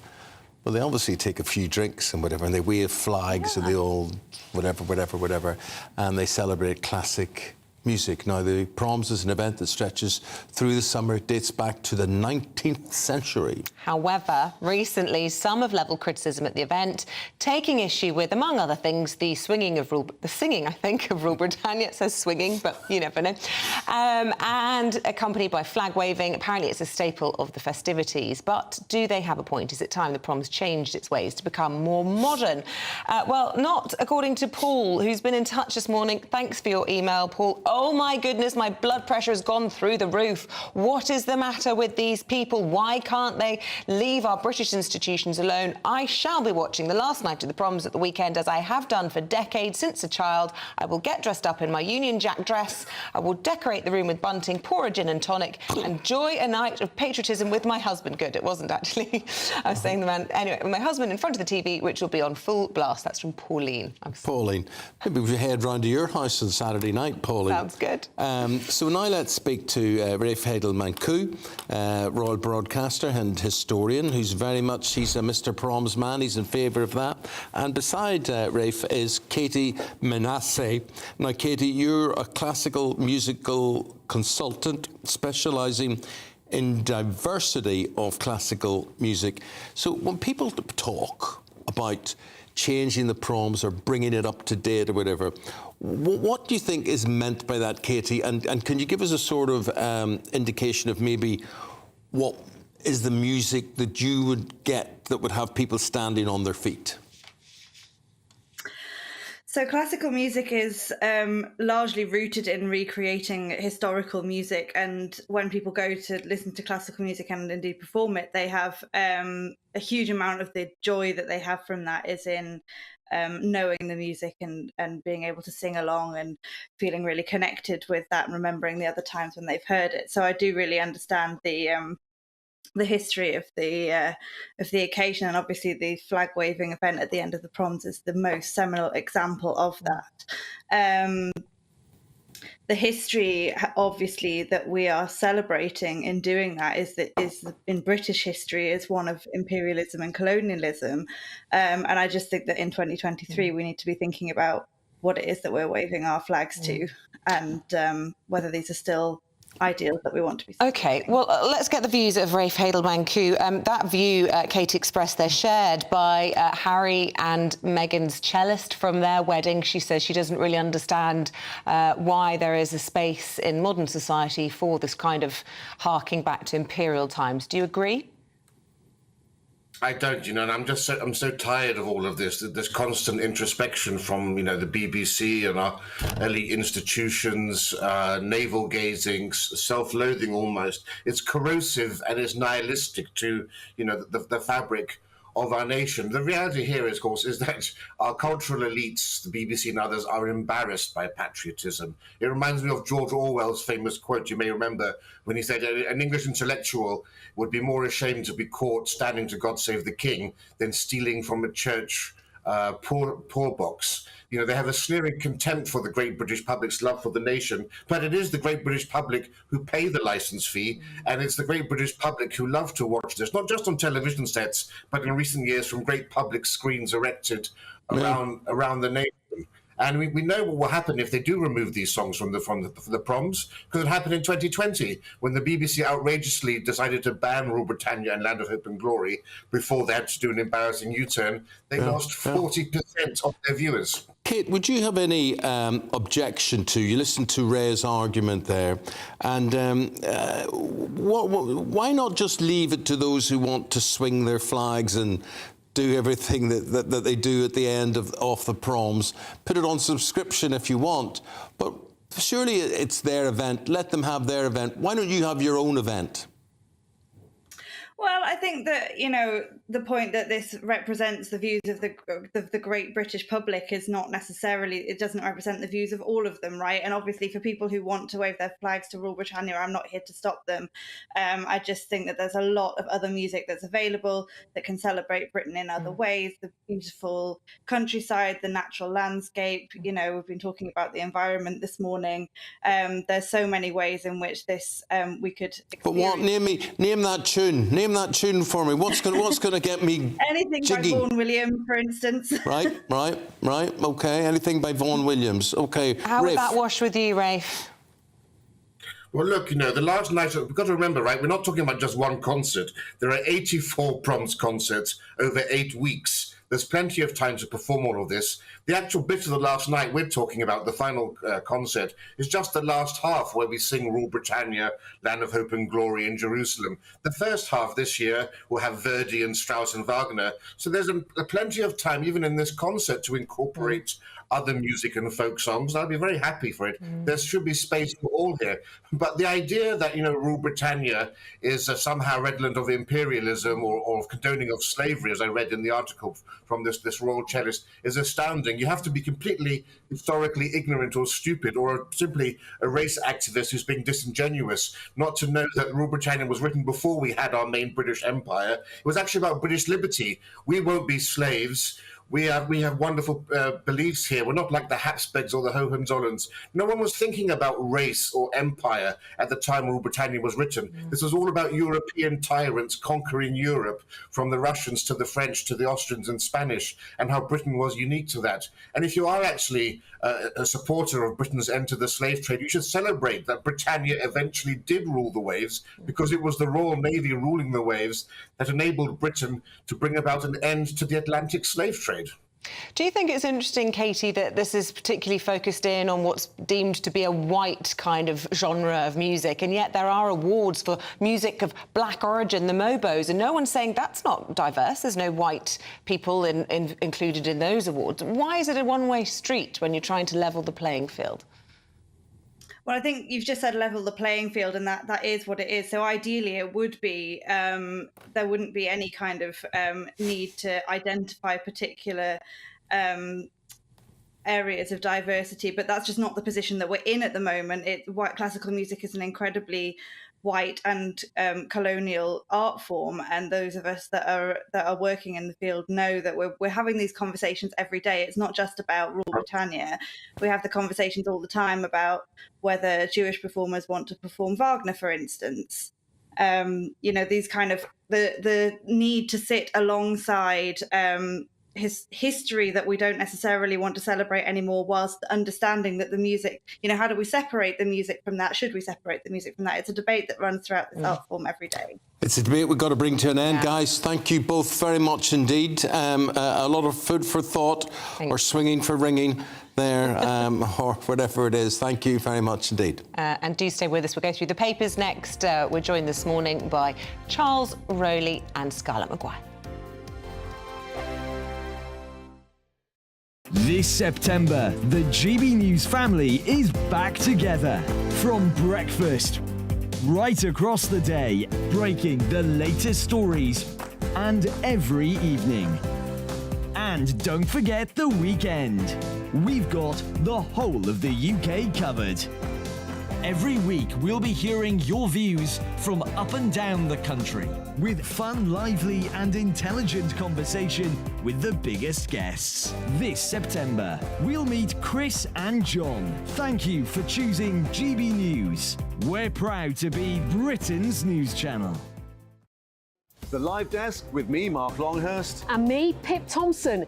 It's here Monday to Friday on GB News. From midday, we'll bring you the news as it breaks, whenever it's happening and wherever it's happening, from across the UK and around the world. Refreshing, feisty, but with a bit of fun too. If it matters to you, we'll have it covered on TV, radio and online. Join the Live Desk on GB News, the People's Channel, Britain's news channel.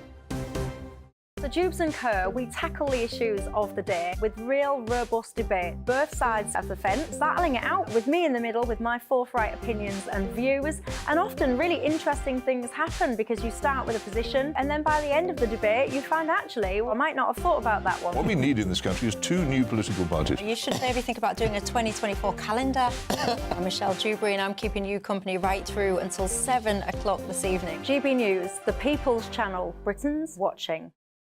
Every Sunday from 11, join Michael Portillo. There will be topical discussion, looking at the week before and the week to come. So kick back and relax at 11 a.m. on Sundays on GB News with me, Michael Portillo. GB News, the People's Channel, Britain's news channel.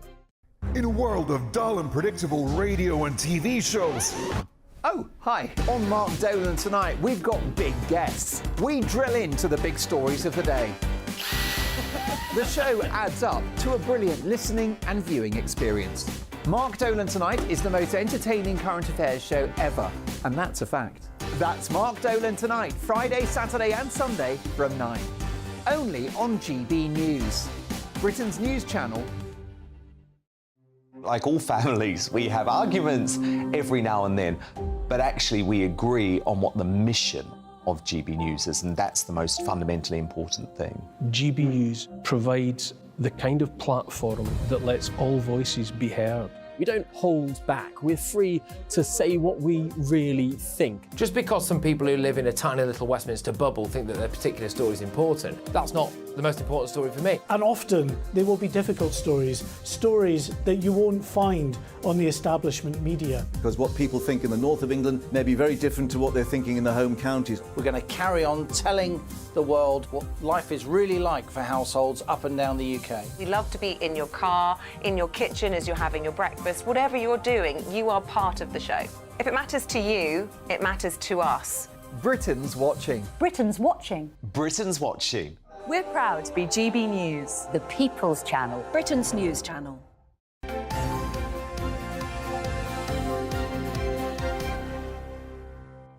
Right, let's get into the newspapers this morning. We're in the company of Charlie Rowley and Scarlett Maguire, and they've got lots to say. Charlie, you're going to start with the Financial Times, one of the many papers that are carrying the story about Birmingham City Council being bankrupt, second biggest city in the UK. Exactly, and it's a fantastic story because across all the pages, because it's the largest local authority across Europe, and so to be bankrupt is extraordinary. But.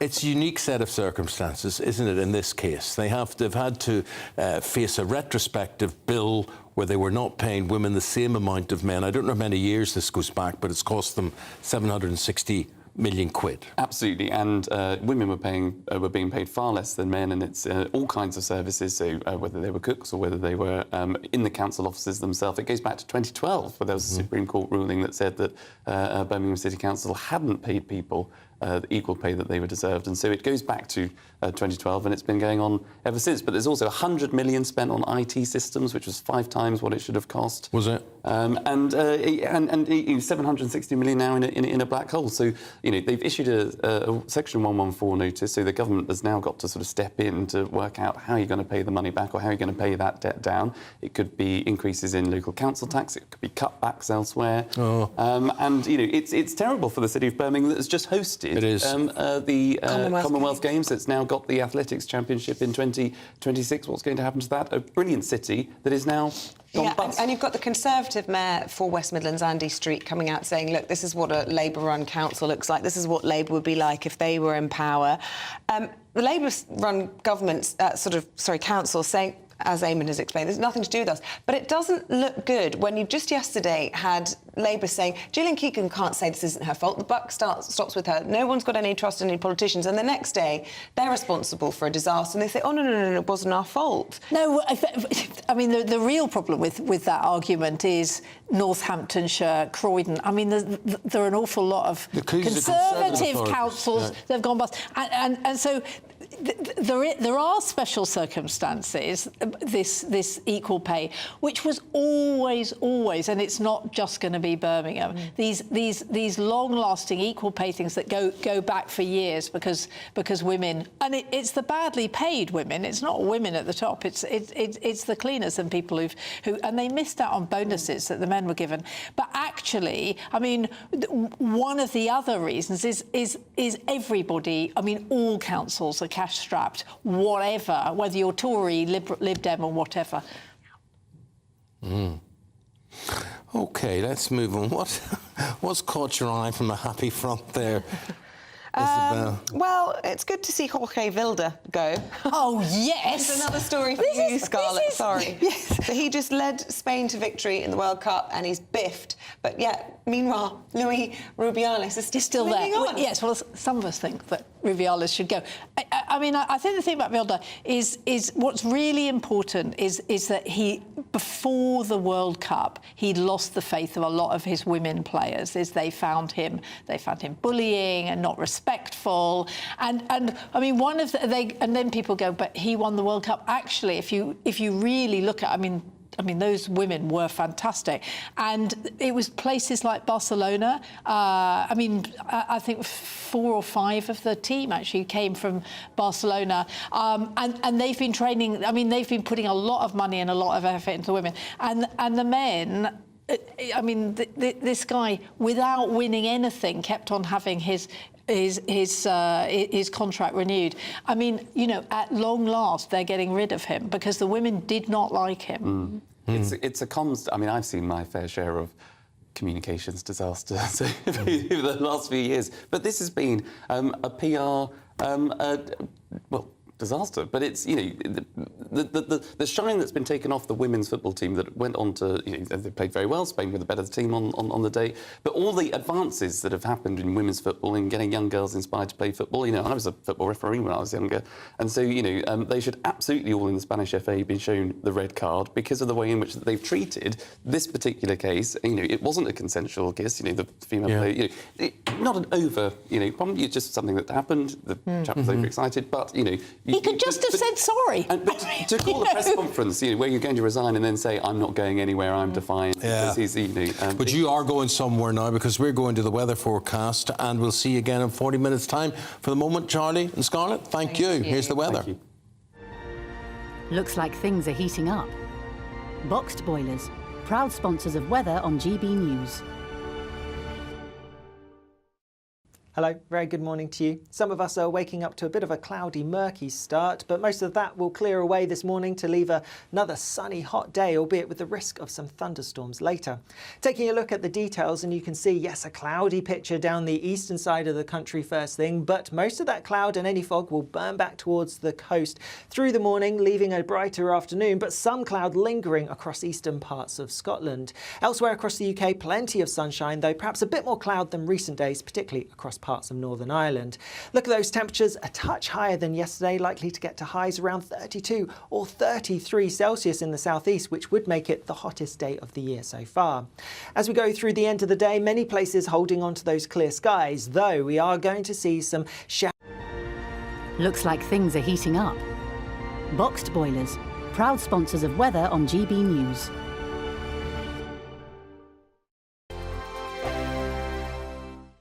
What you get for breakfast is something that, if we do our jobs right, you will wake up to news that you didn't know the night before. It's a conversation. It's not just me and Eamonn. We want to get to know you, and we want you to get to know us.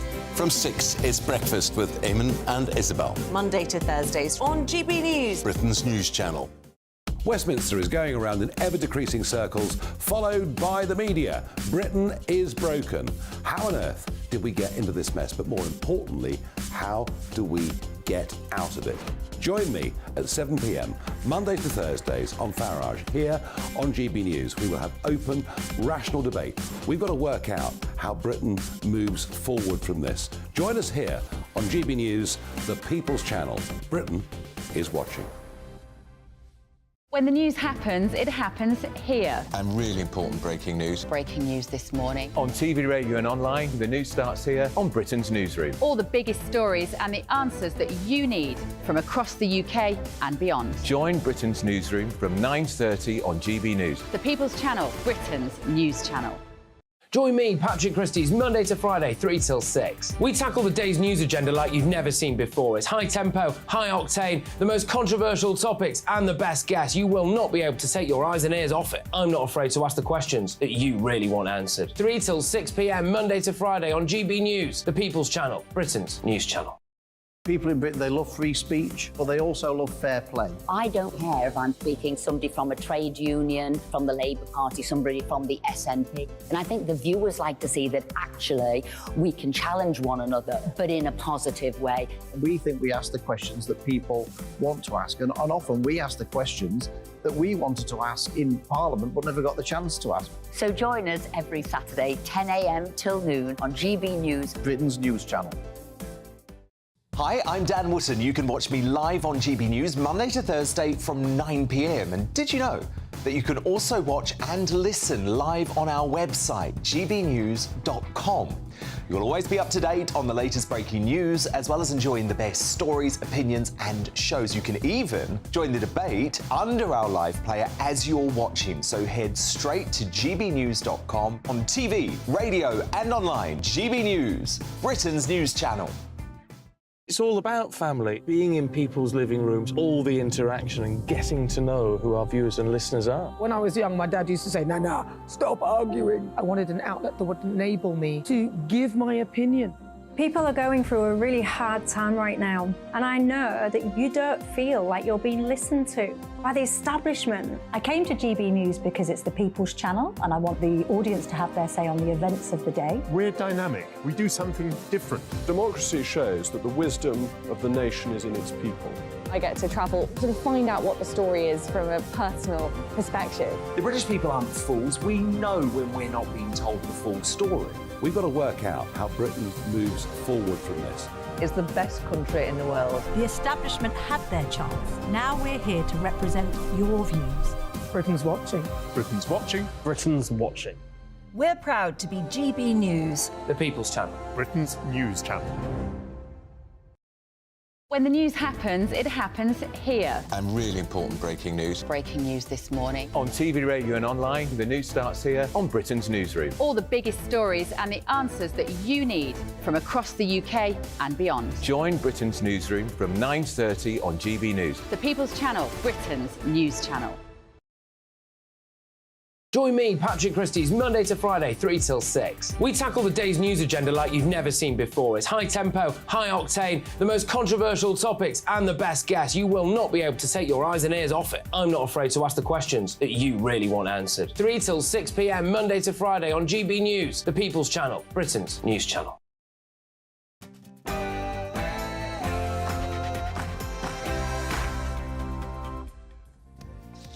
The concrete crisis crumbles on, with fears that now hospitals could be affected. A very good morning to you. Welcome to the programme. It's 8 o'clock on Wednesday, the 6th of September. This is Breakfast on GB News with Eamonn, Holmes and Isabel Webster.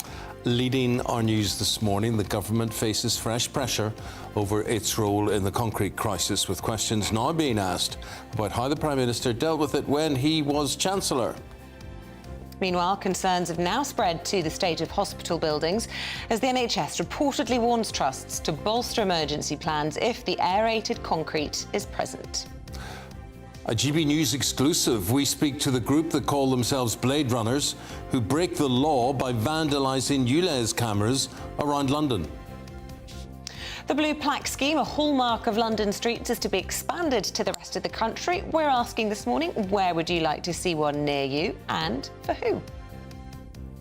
You know, you can actually buy make-believe ones. How do you know this? Did you think about getting one? Somebody got me a birthday present. Right. You can buy make-believe ones. There are companies that make them. I'm actually surprised to hear that they're not already all around the land, that they're a London-only thing. Yeah. And then there's a different colour one. There's a sort of purple one or a claret one, which I think it commemorates entertainment people only.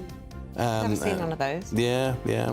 So they have, like, you know, this is where Carry On star, whatever, Charles Hawtrey lived, or whatever it happens to be. Here is your weather forecast. It's going to be a good day today. Alex Burkle. Good morning. Once any low cloud and fog clears away, there'll again be plenty of hot sunshine around, with perhaps temperatures a touch higher than yesterday. I'll have more later.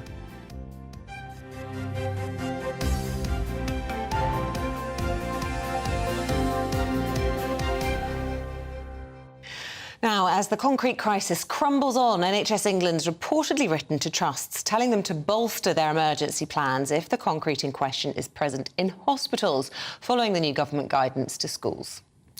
Well, let's go to Ellie Costello, and she is outside Roding Valley High School. That's in Essex. Ellie, what's happening there? Open, closed, or inspecting? What's going on?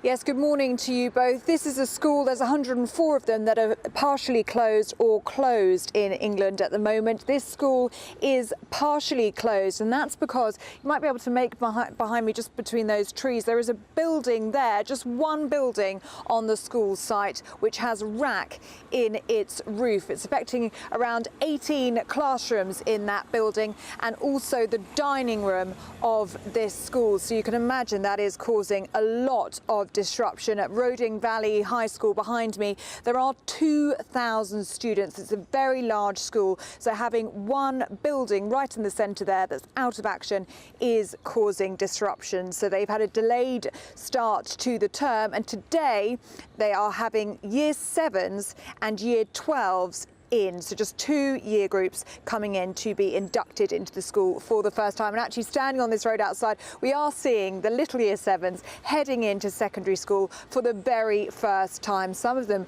with their parents, looking very, very anxious, which of course you can understand. And this delay to the start of term will only surely be adding to that anxiety. Well, earlier on I spoke to Ruby, who's a Year 13 student. She's not yet back at school, and she told me she was feeling nervous. So we were told a couple of days ago, the parents received a letter home. I've seen the letter, just sort of explaining that there was going to be arrangements for how the year groups were going to be brought back into school. Well, I'm quite lucky because my subjects are away from the building, which has the concrete in it. So it doesn't affect me so much. I am nervous. I am definitely nervous. I mean, Year 13 is a nerve-wracking year, and I'm already afraid about it and how it's going to go and how much more content we're going to have to learn. I mean, I've got no idea how long it's going to take. I didn't know anything about it before all of this has come out, so I'm just hoping that it's going to be sorted as soon as possible and have as little impact on my education as possible. And there are mental health concerns for anxious pupils up and down the country, especially here in Essex, where a third of the affected schools are in this county alone. And a head teacher from Essex, from Honeywood School in Coggeshall, this is James Saunders, he's issued a warning about the mental health of his students. He's worried that those entering their first day of secondary school could face further struggles. He said there's already been a knock-on impact by the coronavirus pandemic from students learning at home, and he's now worried that this delayed start of term could be really tough on those students, especially if they're coming into sixth form for the first time or secondary school for the first time. And that is backed up by UK government data, which says that from February to March 2021, it shows that rates of mental disorder in children and young people increased between 2017 and 2021 from 12% to 17%. That's in part down to the pandemic. So you can understand why head teachers up and down the country will be very, very nervous about the impact that this will be having on the young people. But of course, the concern now, Isabel and Eamonn, is that this might not just be isolated to schools. There is great concern that there are buildings up and down the country, hospitals, perhaps restaurants, perhaps even residential buildings that have rack in them. It was used a lot in the construction industry between the 1960s and the 1990s, and it's feared now that this is not going to be a problem that's just isolated to schools. Yeah, indeed. OK, Ellie, with that, thank you very much indeed. Those suffering with mobility and mental health problems are to be encouraged to find jobs where they can work from home, which then in turn would get them off benefits. Yes, nearly 2.5 million people are currently receiving incapacity payments from the government, and ministers believe they would be able to work if allowed to operate under different conditions. Well, our political correspondent Catherine Foster is across this one to give us all the details. Catherine, good morning to you. She joins us live from Westminster. Yes, good morning, Eamonn and Isabel. These are measures announced yesterday by Mel Stride, the Work and Pensions Secretary, designed to get our huge welfare bill down substantially. There's been a 62% increase in incapacity benefits over the last 10 years. It's costing the taxpayer an extra £26 billion a year. So the government thinking is now we've got 5.4 million people currently on out-of-work benefits in this country. The government wants people who are able to work in some capacity to do so, and the thinking is that now that so many jobs can be done from home, we saw, didn't we, during the pandemic, that it is possible for lots of work to be done from somebody's house, that means that there'll be many people who can work from home who possibly couldn't go out because of social anxiety or get to work because of disabilities, etc., that would be able to do productive work from home. And the government is very, very keen to push and encourage people to do that. It's going to save them a lot of money, but of course their argument is also that it is better for people to be in work, to be contributing to the economy, to have a reason to get up in the morning. Better for them, better for the government, better for us. Of course, plenty of charities are saying this is harsh. They're concerned about the impact this is going to have. And also, it actually sounds like it's not going to kick in immediately. So if Labour do come to power after the next election, there might be some difficult decisions for them. But certainly, you know, we had net migration at 600,000 last year, and many people will be saying, well, if there's people at home currently on benefits who could work, that they should be doing so. Catherine, thanks for the update. Appreciate it. With the time at 8 minutes past 8, we bring you up to date now with the rest of today's news stories.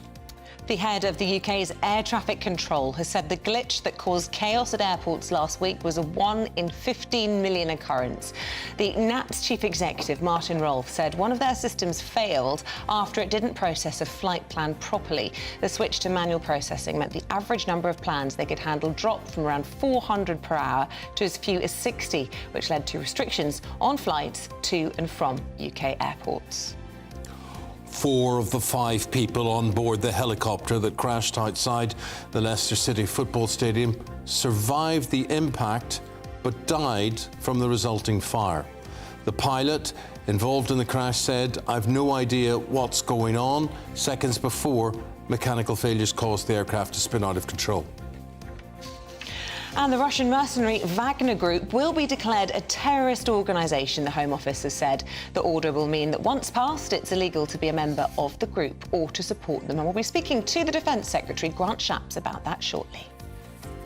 One person has died and others in a critical condition after a crash involving a 52-seater coach and a car in West Wales. Police say the road is currently closed between the Honeyborough and Pembroke roundabouts, and drivers are advised to take an alternative route. And holidaygoers on the Greek island of Skiathos have been trapped without power or food after severe rainstorms battered the island, causing widespread flooding. Jet2 says all flights departing the island yesterday and today have been cancelled, and they say they're monitoring the forecast and will confirm new departure times as soon as possible. And parts of the UK have hit heatwave criteria for the first time since June, as summer finally arrives. Britain could see its hottest day of the year this week, particularly today, with the Health Security Agency declaring heat alerts across several regions.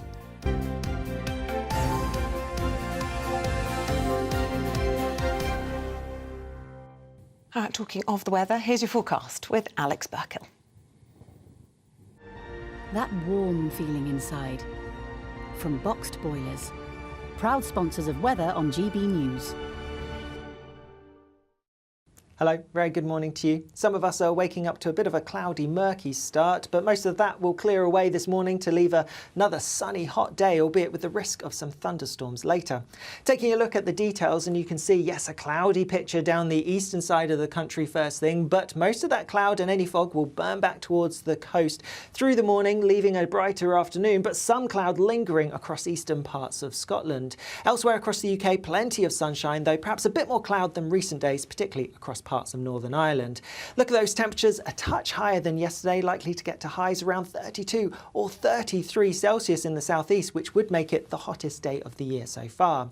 As we go through the end of the day, many places holding on to those clear skies, though we are going to see some showery rain feeding up from the south, and this could turn heavy, perhaps even thundery, particularly across central and western parts of England into Wales, also Northern Ireland as we go through the night. Elsewhere there'll be some clear spells and perhaps a few pockets of fog, but temperatures really not dropping, could be even warmer than last night, so not good news if you had difficulty sleeping.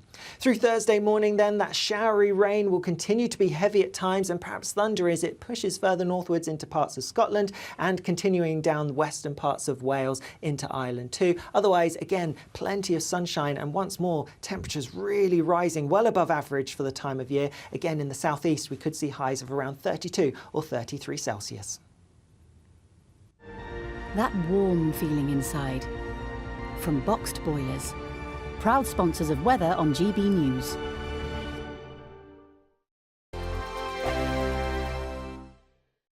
This September, the GBNews family is back together.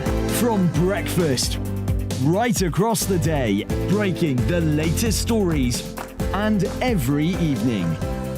And don't forget the weekend. We've got the whole of the UK covered. Every week we'll be hearing your views from up and down the country, with fun, lively and intelligent conversation with the biggest guests. This September, we'll meet Chris and John. Thank you for choosing GB News. We're proud to be Britain's news channel. The Live Desk with me, Mark Longhurst. And me, Pip Thompson. It's here Monday to Friday on GB News. From midday, we'll bring you the news as it breaks, whenever it's happening and wherever it's happening, from across the UK and around the world. Refreshing, feisty, but with a bit of fun too. If it matters to you, we'll have it covered on TV, radio and online. Join the Live Desk on GB News, the People's Channel, Britain's news channel. So Jubes and Kerr, we tackle the issues of the day with real robust debate, both sides of the fence, battling it out with me in the middle with my forthright opinions and views. And often really interesting things happen because you start with a position and then by the end of the debate you find actually, well, I might not have thought about that one. What we need in this country is 2 new political parties. You should maybe think about doing a 2024 calendar. I'm Michelle Dewberry and I'm keeping you company right through until 7 o'clock this evening. GB News, the People's Channel, Britain's watching. Every Sunday from 11, join Michael Portillo. There'll be topical discussion, looking at the week before and the week to come. So kick back and relax at 11 a.m. on Sundays on GB News with me, Michael Portillo. GB News, the People's Channel, Britain's news channel.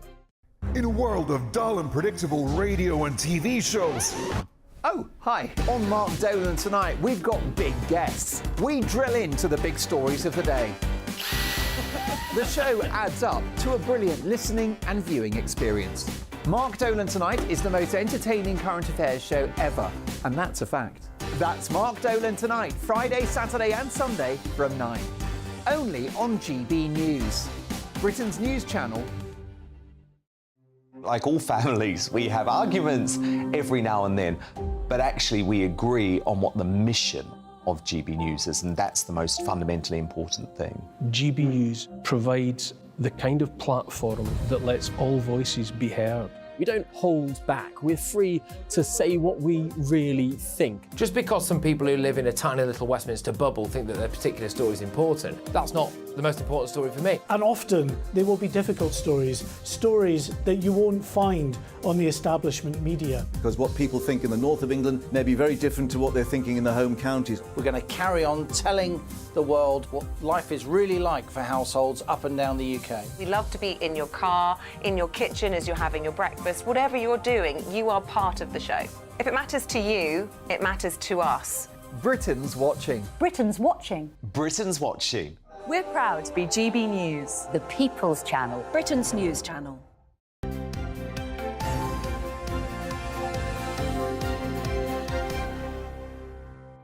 Don't mind me, I was just texting my mum about childcare. Yeah, she's on the school run, you know.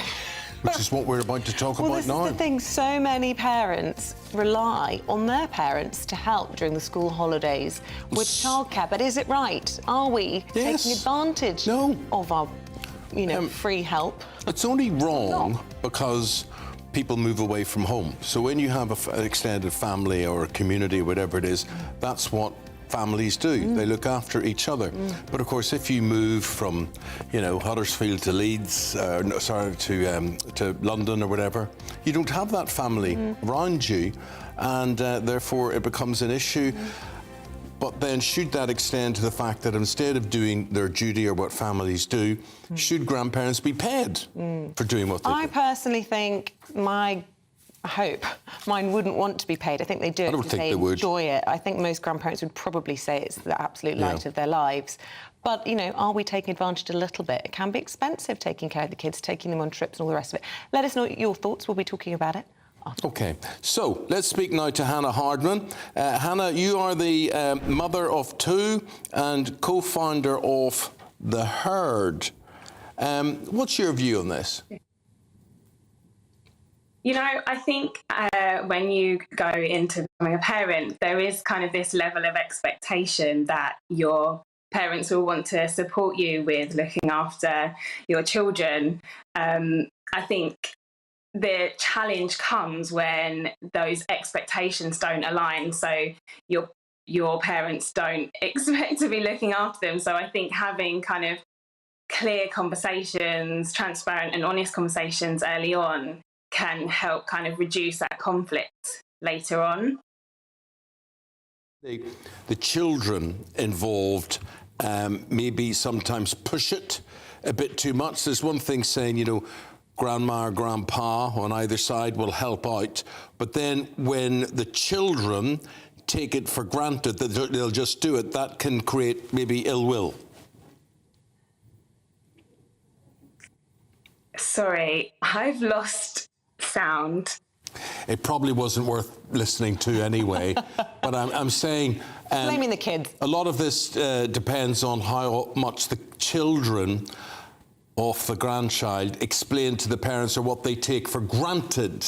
They maybe take too much for granted and push their luck a bit. No good. Sorry, still not getting any. Still not good. Well, it was lovely meeting you anyway, Hannah Hardman. We'll leave it there and we'll pull out a plug and stick another plug in. Yeah, we'll try and fix that. But meanwhile, I have to say, Asian hornets, which we talked about a little bit earlier in the programme, has got you all getting in touch this morning. Lots of you have seen them. John's seen them in Leicester. He says they're massive, double the size of wasps. I've had them in my brother's garden in Putney. He has those expensive bushes and there's a special hornet that's eating them.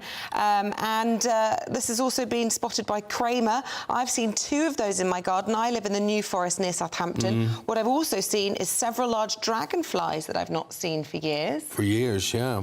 Dragonflies, I mean, they obviously particularly colourful or whatever. These Asian hornets, report them by all manner of means. Do that, but do not approach them because they're pretty bad. The main worry from I don't know if it's naturists or naturalists. One of them is naked and the other isn't. I don't know, but the idea is that they will attack honeybees and therefore impede the production of honey around the country. And pollination. Key pollinators are our bees, so it is a worry. We don't want them. They destroy our ecosystem here, and as a conservation expert earlier said, they are invasive, so they just, you know, a bit like grey squirrels. We talk about how they've destroyed native red squirrels, and it is not good. If you spotted one, let us know. The squirrel thing. Yeah. You see, I agree with you. I know they're not natural to the UK, they came from Canada or something. But what difference do they make? Well, apparently grey squirrels are much more damaging.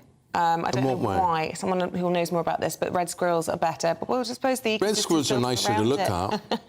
Well, I think it's more serious than that. But I think the grey squirrels can be a bit more damaging. Don't know how. But then all these people who want to release their beavers in the wild. That's fabulous, yeah, absolutely. But why is that fabulous? Because they're native, and that's what, you know, we're destroying what should be here, and we should be getting our forests back to how they should be. We should be reintroducing maybe even wolves one day. But would you want to be walking with your little Bichon Frise through the forest? Wow, this Bichon Frise, let me tell you, with a name like that, didn't come from round here. Yeah. Well, you could be eaten by a beaver. That's the whole point. That's the trouble. And then what are the other things?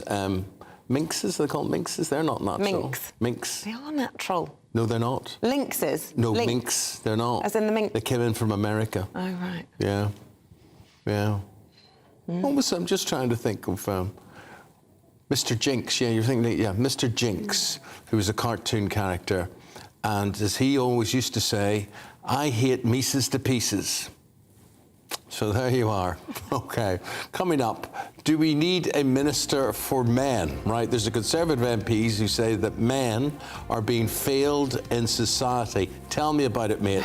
We're going to be talking to Charlie Rowley and Scarlett Maguire about that next. What you get for breakfast is something that, if we do our jobs right, you will wake up to news that you didn't know the night before. It's a conversation. It's not just me and Eamonn. We want to get to know you, and we want you to get to know us. From 6, it's Breakfast with Eamonn and Isabel. Monday to Thursdays on GB News, Britain's news channel. Westminster is going around in ever-decreasing circles, followed by the media. Britain is broken. How on earth did we get into this mess? But more importantly, how do we get out of it? Join me at 7 p.m, Monday to Thursdays on Farage, here on GB News. We will have open, rational debate. We've got to work out how Britain moves forward from this. Join us here on GB News, the People's Channel. Britain is watching. When the news happens, it happens here. And really important breaking news. Breaking news this morning. On TV, radio and online, the news starts here on Britain's Newsroom. All the biggest stories and the answers that you need from across the UK and beyond. Join Britain's Newsroom from 9:30 on GB News. The People's Channel, Britain's news channel. Join me, Patrick Christie's, Monday to Friday, 3 till 6. We tackle the day's news agenda like you've never seen before. It's high tempo, high octane, the most controversial topics and the best guests. You will not be able to take your eyes and ears off it. I'm not afraid to ask the questions that you really want answered. 3 till 6 p.m, Monday to Friday on GB News, the People's Channel, Britain's news channel. People in Britain, they love free speech, but they also love fair play. I don't care if I'm speaking somebody from a trade union, from the Labour Party, somebody from the SNP. And I think the viewers like to see that actually we can challenge one another, but in a positive way.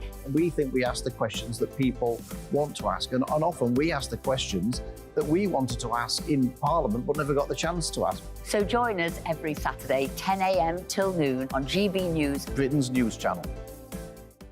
Hi, I'm Dan Wootton. You can watch me live on GB News Monday to Thursday from 9 p.m. And did you know that you can also watch and listen live on our website, gbnews.com.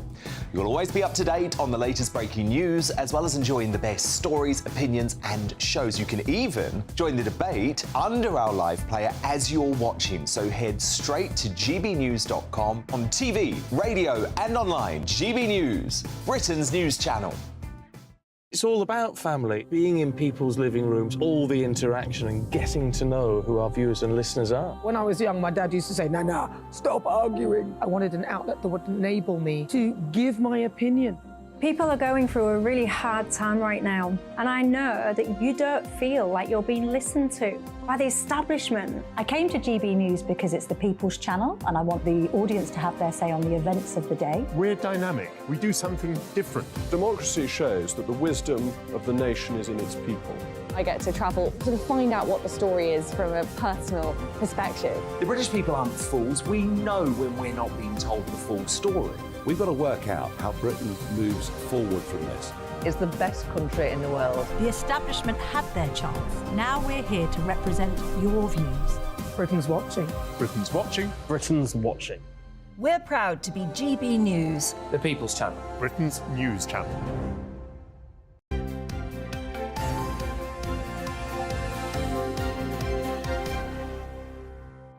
Charlie Riley, Scarlett Maguire, newspapers, we put them all together, and this is what you're going to get over the next 10 minutes or so. Charlie, we start with the Mail, and they're saying that there's a Conservative MP who's saying, we've worked so hard for women, now we need a minister for men. Well, it's a conversation and a topic that comes up periodically because we have a Minister for Women Inequalities. Nick Fletcher, Tory MP for Don Valley, has suggested on a radio interview that we need a minister for men.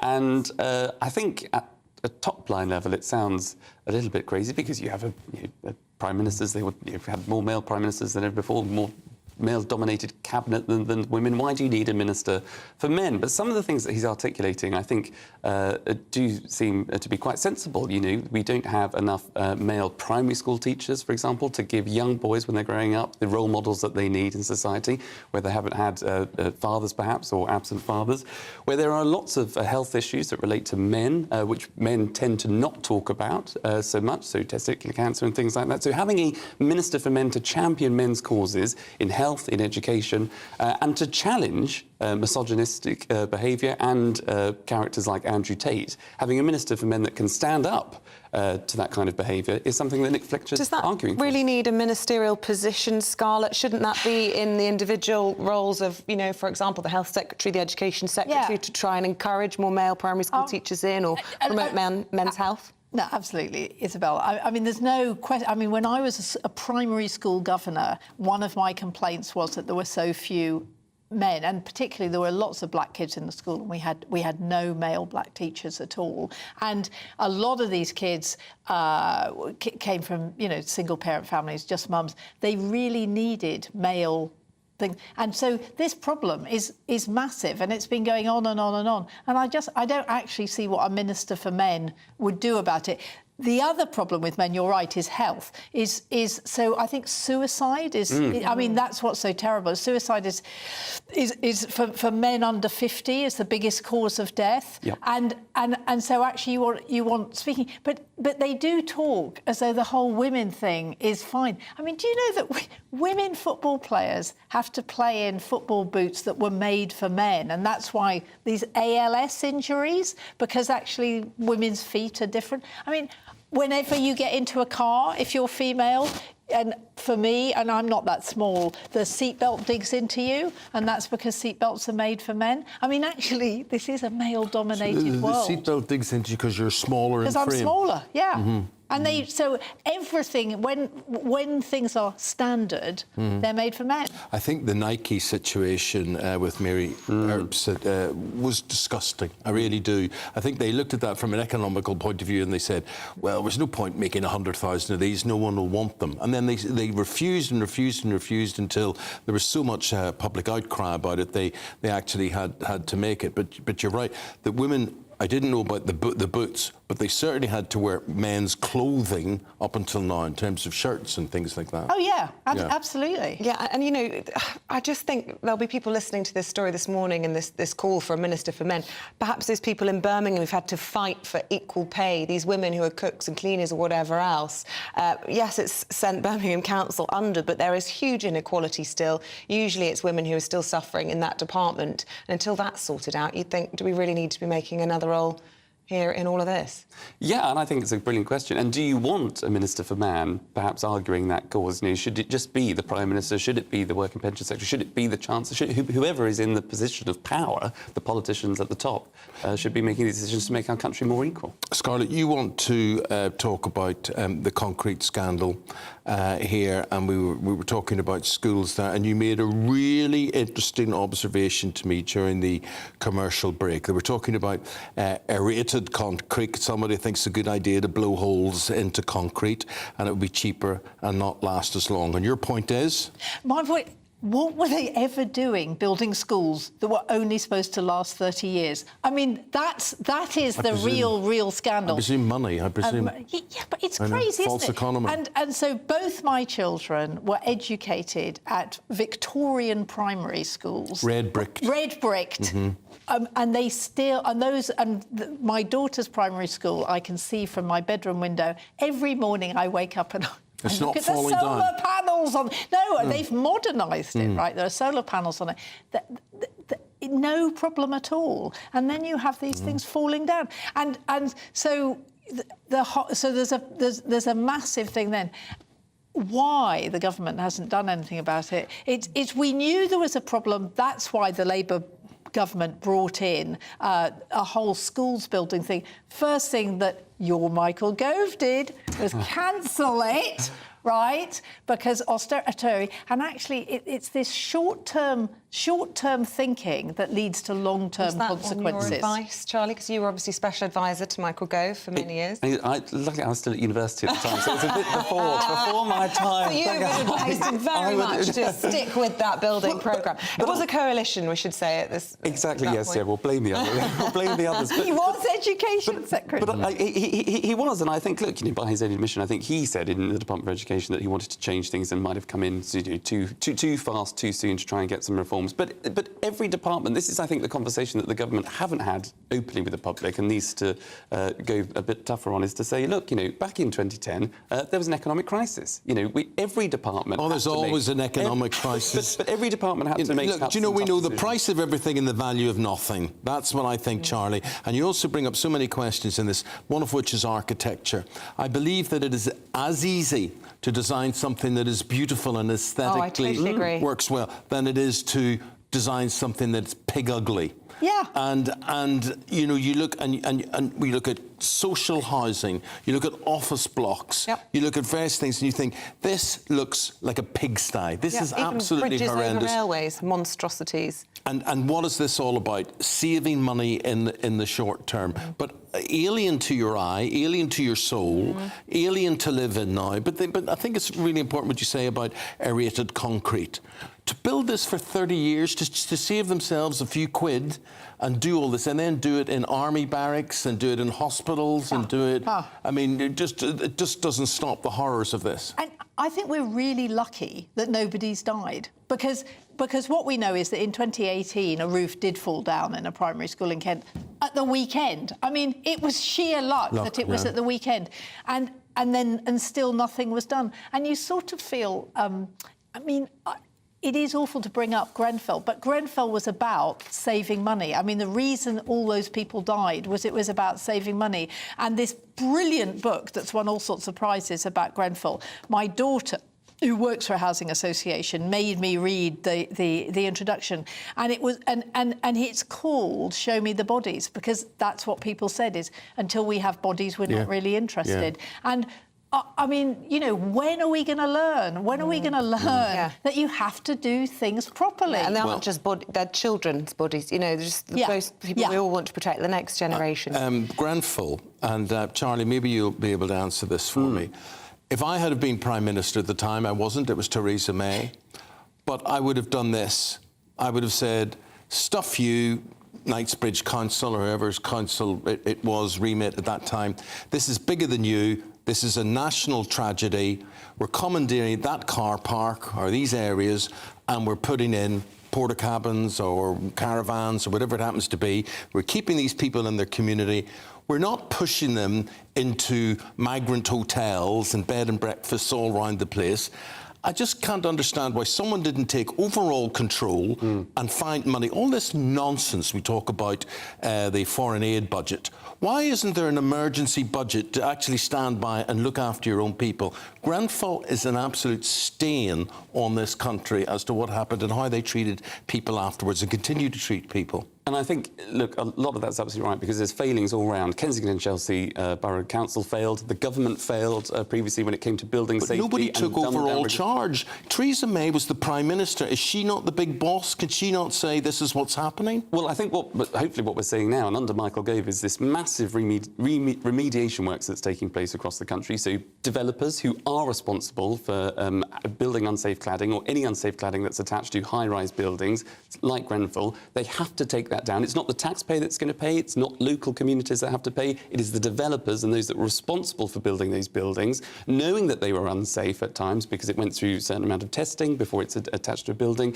But, you know, if it's at the lower end, there are people that are responsible for Grenfell. Everybody has failed, as I say, government, council and developers. But those are the people that have to pay. And that's what Michael Gove is doing to make sure that there is a building safety bill in Parliament to make sure that we don't see anything like Grenfell ever again. Why did he get rid of the restrictions on toilets going into rivers then? Why did he do that 2 weeks ago? He talks a good game, and then when it comes to it, developers who are the leeches of society, they're there to just soak up profit anywhere and everywhere. If you ever meet a developer, they're the most horrible creatures. They would absolutely skin you to save £5. If you ever try and build a house or buy land off a developer, good luck to you with that. But it goes to the point that you made earlier on is about building beautiful as well, and that's we have a housing crisis in this country as well, not just concrete. So then we should let people pee and poo into rivers. Well, what we should do is make sure that you have developments that are built beautiful, to make sure that local authorities then approve more housing in this country to allow young people to get on the housing ladder. That's not what was... to be fair, no, I don't want to attack you because you're not working for Michael Gove anymore, but that isn't what he decided. I mean, it wasn't about the aesthetics of it or anything else. It was about nutrient neutrality and the phosphates and the nitrates that will now be allowed to go into our rivers. And as Greenpeace came out and saying, there's not a person in this country who would come out and say, you know what, our rivers could really benefit from being a bit more polluted. And do we want to live in a country where our rivers, all the fish are dying and there's all this chicken slurry, whatever else? It is so 1-0 to the developers. It's a disgrace. And the utility companies, the water companies there as well. Anyway. Well, if there were a government minister sitting here, I mean, you might have one on a bit later on. We will in a minute. We're getting warmed up. They will come up with all kinds of statistics, and I know that won't be helpful to views because you will see the pollution that's going into waters, and they'll say that it's lower than ever before. But you've got to have, a bit like the environmental policies and ULEZ and things, you've got to have a balance between building homes and making sure that you have But nobody does anything. But there's no building homes. But you can't stop the building of homes just on the sake of what could be a better way of managing nutrients neutrality. Well, for the life of me, I cannot understand why over 40 years or so, or since the Second World War, we cannot build homes in this country. There are enough brown sites, there are enough green sites, there are enough blue sites, there are enough empty buildings in the city centres. Yeah. All these... It's another national disgrace, which puts me down to either politicians or the system. The system obviously does not work, and that's all. So politicians have a duty to change it. That's what they're not there long enough. They keep being changed. Yeah, or as Gillian Keegan said, they sit on their backsides. Yeah, because of course she doesn't. I mean, well, this is the woman who on Instagram says, "I'm with my personal trainer, the highlight of my week," and all the schools must go, great. Well, since you mention her, you've chosen the front of the Mirror, Scarlett, to talk about her husband. I know that you sometimes advise Bridget Phillipson, the Shadow Education Secretary. She's come out and saying it's a gross conflict of interest, this. I mean, is that fair? Is there no allegation or suggestion that she's actually done anything wrong? The ministers weren't involved in choosing these contracts. Or but it's certainly not a good look to see a government minister under fire with a husband cozying up to schools for contracts. Precisely. Well, and getting $1 million, particularly when we he didn't get it. He didn't get it. No, but the contract got $1 million. So one of the things it's about Caesar's wife. Is Caesar's wife mustn't just be above suspicion; she must be seen to be above. Who suspicion. was Caesar's wife? I don't know which Caesar it was. They all had wives. I just wonder, was it somebody we should know? History groundbreaking in the making. Viewers, tell us today, this morning, who was Caesar? And if so, which Caesar? Are we talking Julius Caesar, Augustus Caesar? Apparently. Pompey. I thought that was a city. But it's no. I think she was also a person. So, but what's so terrible is, so he is a non-exec, which means that you earn lots of money for going to meetings of somewhere that got a contract. And I think it is about being seen to be above. But what's also is that there are hundreds of millions of pounds that haven't been spent on refurbishing schools. I mean, you just think, what has this government been doing? I mean, we all know. I mean, it is. Everybody agrees that schools, not just crumbly concrete, by the way. I mean, the reason Bridget asked 156 times about what was going wrong with schools was because they're danger in a lot of ways. They're falling apart. And you have 720 million that isn't being used. And nobody seems to care. Maybe because it's kids and they think, well, they haven't got voices, who cares? Well, I mean, you know, you have the great thing of that when they got somebody whose name escapes me that to talk about tutoring, and he said, you know, we need this much money, and Rishi Sunak said the credit card's maxed out. Gave him 10% of the amount he wanted, and he resigned. I mean, you know, this was, as you keep saying, the future. Our kids are our future, and they suffered more in the pandemic than anybody else. And we haven't got, we would not invest in them properly. Well, that's cheerful, isn't it? Well, it's true. You learn a lot about life. And I mean, as I've got older, Charlie, and you'll find this as well, because you're a young man full of idealism. And whatever. Beat that out of you. I'll tell you, most people, professionals, whatever, are not very good at their jobs. And I will stand and if a man is plastering my wall, and I will look at that and I'll say, that's like artwork to me, how he can do that, or maybe he can't do it. But you will find estate agents, lawyers, doctors. You'll find all sorts of people who you're supposed to trust and whose word is supposed to be God, and they know nothing or they're incompetent completely. So title gives you absolutely nothing. You will find that in life. And the people don't care about detail, they don't care about beauty, and they don't care about getting things right. They're just about getting things done, being expedient about things, or being seen to get things done. And that is why increasingly on this programme, when we're spun lies by politicians, you know, like, explain this to me, Charlie. Gillian Keegan says this week, this money is being taken care of for concrete for schools. It comes from the Department of Education. Now, am I stupid as I look type thing? I go, but that money was obviously allocated for something else. It wasn't allocated to fix concrete. So therefore, if there's any money being sucked out of the Department of Education, what is now being deprived of that budget? I bet you the Department of Education isn't sitting on squillions, which they say, oh, what will we do with this today? All this money building up in the corner here. Well, it's a brilliant question. I mean, obviously, all your questions are brilliant. Just to try and sort of, But, you know, one of the things that Gillian Keegan did when she first came in as Education Secretary was one of her achievements that she would say was to secure an extra £2 billion from the Treasury. And this was one of Jeremy Hunt's sort of first budgets. And he, at the weekend, rightly, in my view, was to say that, you know, whatever the cost, you know, the Treasury will assist and, you know, the money will be there to remediate and help with this concrete crisis. But I think that there has to be a balance between being straight with the public. Yes, you know, this is not good. It's, you know, a time when kids should be going back to school and they're not. Now, the challenge for the government, and they have to get on the front foot to be to say, OK, how quickly can you get the kids back to school? If it's a week, I think that's fine, because you don't want a situation where kids are in the classroom where the buildings are falling down. You've got to put into context that I think 95% of people are actually going to school as normal. I don't know that washes. I'm sorry. I mean, the Prime Minister got absolutely skewered for saying that this week, because you tell that to the 5% of families, you translate that into 5% of the kids going to school who's at risk of the roof falling in on them. 95% aren't affected. Actually, the Labour Party put out a wonderful thing about it. Said, Jaws, most people not killed by sharks. I mean, you know, but the one or two that are. I think that you can't say, but it doesn't happen. It doesn't hit. We have no idea because they don't know. But I mean, we are talking about it began at 156 and it's now gone up to over 200. I mean, 200 schools is a lot.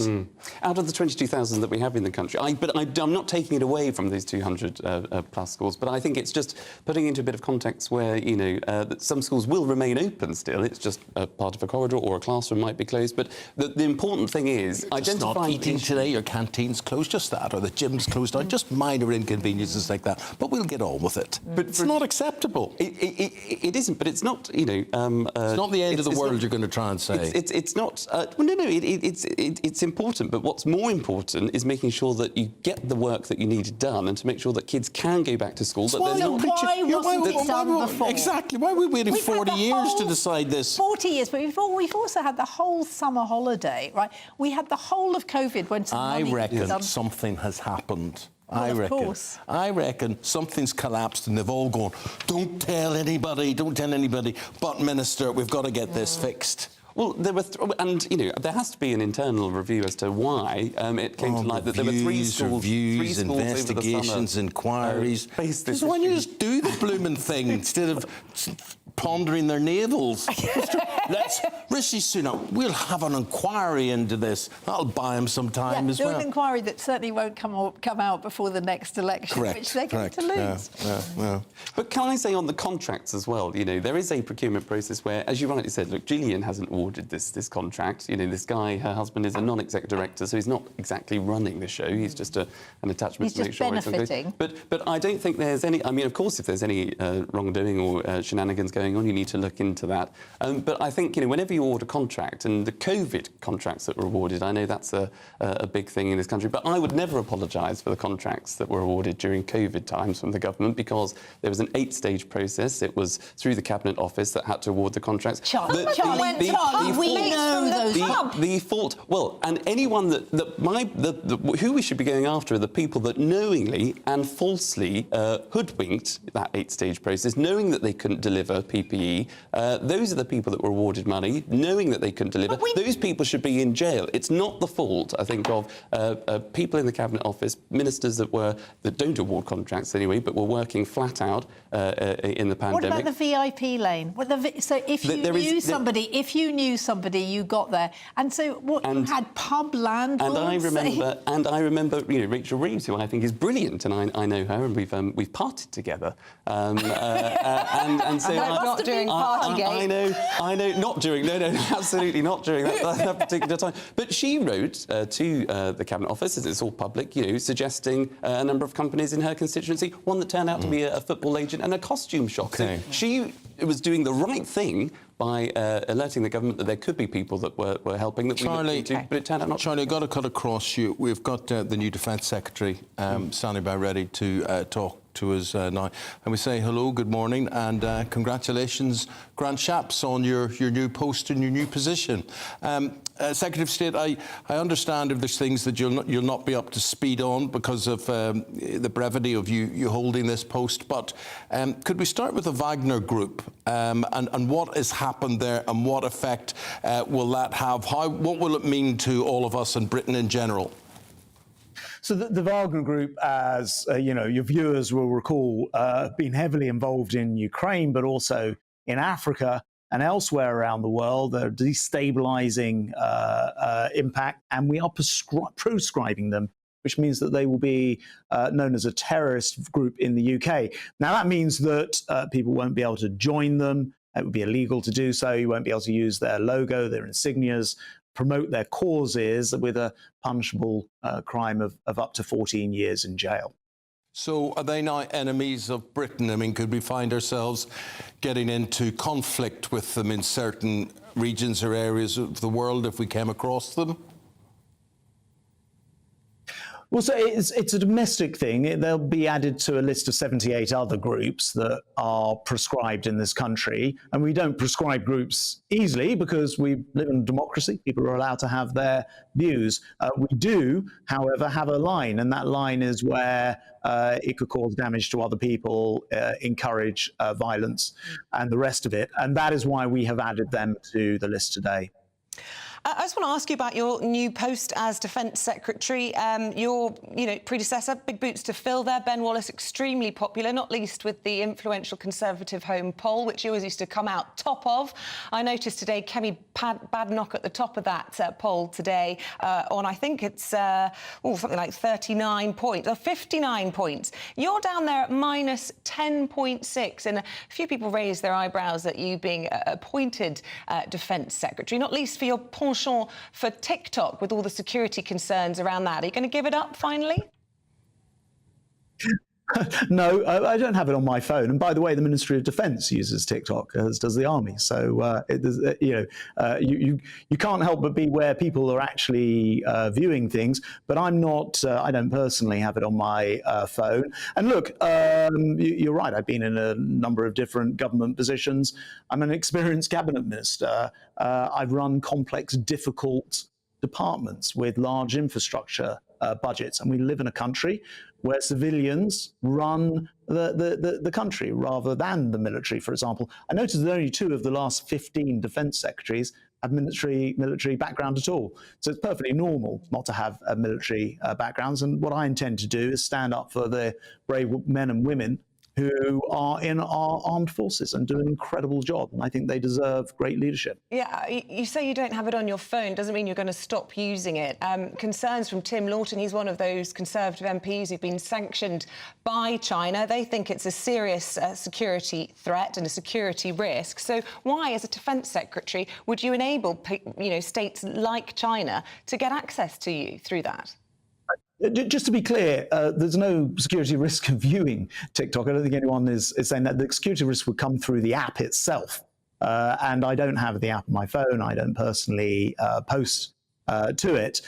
We have to make a decision in the wider world about whether we're going to be where, if you like, our citizens are, our voters are, or if we're going to vacate those places. I don't think it's the best way to communicate, not being on the platforms that people use. They have to be used safely. Presumably the MOD, far before my time here, came to the conclusion that it was able to do that, and I follow the security lead of the Ministry of Defence. Well, Defence Secretary, could I ask you about the geopolitical situation between Russia and North Korea? Again, if you don't feel up to full briefing on this, please say so. But they're cozying up to each other now. Where does that leave the UK in terms of further penalties against North Korea? Has there to be a message sent out to North Korea which says, you don't do this? Well, look, we don't have diplomatic relations with North Korea. In fact, I was with the last Brit, I think, who was probably in North Korea the other week, who was our ambassador there and was the last person to leave. I think it says a lot about Putin and his war that he is now having to turn to the North Koreans as literally his last friends in the world and to tap into their 1960s arsenal of weapons. Putin cannot and will not win this war in Ukraine. I was in Ukraine last week, the week before. We will stand by Ukraine. Our support will not waver in any way, shape or form. And I would say that Ukraine's security is indivisible with our own. Putin going to North Korea is not going to change any of that. Should we talk about concrete? This is a huge headache for the government, isn't it? I mean, this could be spreading right across your brief now in defence. We hear that NHS England have written to all of their trusts. And Labour have said that they warned 180 times in Parliament about the risk in schools and have accused you, the government, of just shrugging your shoulders on this issue. Well, we've all known about aerated concrete. It was used from the 1950s onwards, and obviously through many, many different Labour governments as well. So I fear they're rather playing politics with it. What I'm more concerned about. Michael Gove has ditched those rebuilding plans when he was Education Secretary in 2010. Can I just clarify one thing? Because I've heard Labour going on about this morning, and other news broadcasters, not yours, rather, are buying that story. Building Schools for the Future, which is the specific programme in mind, was about secondary schools. There are 22,000 schools and colleges in this country. The vast majority are not secondary schools. So it would be like only deliberately tackling one part of the problem. That's not the approach that we've taken. We want to rebuild schools across all of our estate. We've done about 500 in the last 10 years. We're going to do another 500 in the next 10 years. But if you don't, if you have new information, which is what's happened over the summer, and then you don't act on it, then you can't be saying that you're looking after children, the staff, the teachers. We have acted on it immediately in order that that can never be the case and we always look after the safety of the children. OK, Secretary of State for Defence, we have to leave it there. Grant Shapps, thank you very much indeed. And we'll leave you with your forecast this hour. Here's Alex Burkill. Looks like things are heating up. Boxed boilers, proud sponsors of weather on GB News. Hello, very good morning to you. Some of us are waking up to a bit of a cloudy, murky start, but most of that will clear away this morning to leave another sunny, hot day, albeit with the risk of some thunderstorms later. Taking a look at the details, and you can see, yes, a cloudy picture down the eastern side of the country first thing, but most of that cloud and any fog will burn back towards the coast through the morning, leaving a brighter afternoon, but some cloud lingering across eastern parts of Scotland. Elsewhere across the UK, plenty of sunshine, though perhaps a bit more cloud than recent days, particularly across parts of Northern Ireland. Look at those temperatures, a touch higher than yesterday, likely to get to highs around 32 or 33 Celsius in the southeast, which would make it the hottest day of the year so far. As we go through the end of the day, many places holding on to those clear skies, though we are going to see some showery rain feeding up from the south, and this could turn heavy, perhaps even thundery, particularly across central and western parts of England into Wales, also Northern Ireland as we go through the night. Elsewhere there'll be some clear spells and perhaps a few pockets of fog, but temperatures really not dropping, could be even warmer than last night, so not good news if you had difficulty sleeping. Through Thursday morning then, that showery rain will continue to be heavy at times and perhaps thundery as it pushes further northwards into parts of Scotland and continuing down the western parts of Wales into Ireland too. Otherwise, again, plenty of sunshine and once more temperatures really rising well above average for the time of year. Again, in the southeast we could see highs of around 32 or 33 Celsius. Looks like things are heating up. Boxed boilers, proud sponsors of weather on GB News. This September, the GB News family is back together. From breakfast, right across the day, breaking the latest stories, and every evening. And don't forget the weekend. We've got the whole of the UK covered. Every week, we'll be hearing your views from up and down the country, with fun, lively and intelligent conversation with the biggest guests. This September, we'll meet Chris and John. Thank you for choosing GB News. We're proud to be Britain's news channel. The Live Desk with me, Mark Longhurst. And me, Pip Thompson. It's here Monday to Friday on GB News. From midday, we'll bring you the news as it breaks, whenever it's happening and wherever it's happening, from across the UK and around the world. Refreshing, feisty, but with a bit of fun too. If it matters to you, we'll have it covered on TV, radio and online. Join the Live Desk on GB News, the People's Channel, Britain's news channel. So Jubes and Kerr, we tackle the issues of the day with real robust debate, both sides of the fence, battling it out with me in the middle with my forthright opinions and views. And often really interesting things happen because you start with a position and then by the end of the debate you find actually, well, I might not have thought about that one. What we need in this country is 2 new political parties. You should maybe think about doing a 2024 calendar. I'm Michelle Dewberry and I'm keeping you company right through until 7 o'clock this evening. GB News, the People's Channel, Britain's watching. Every Sunday from 11, join Michael Portillo. There'll be topical discussion, looking at the week before and the week to come. So kick back and relax at 11 a.m. on Sundays on GB News with me, Michael Portillo. GB News, the People's Channel, Britain's news channel. In a world of dull and predictable radio and TV shows. Oh, hi. On Mark Dolan tonight, we've got big guests. We drill into the big stories of the day. The show adds up to a brilliant listening and viewing experience. Mark Dolan Tonight is the most entertaining current affairs show ever, and that's a fact. That's Mark Dolan Tonight, Friday, Saturday and Sunday from 9. Only on GB News, Britain's news channel.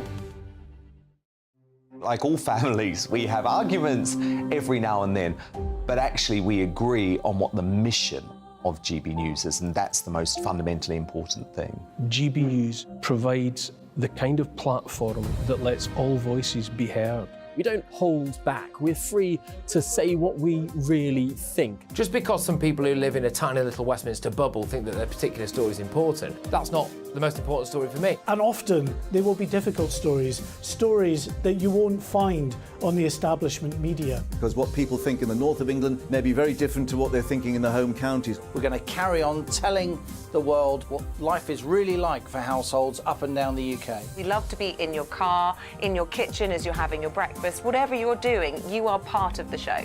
If it matters to you, it matters to us. Britain's watching. Britain's watching. Britain's watching. We're proud to be GB News, The People's Channel. Britain's news channel.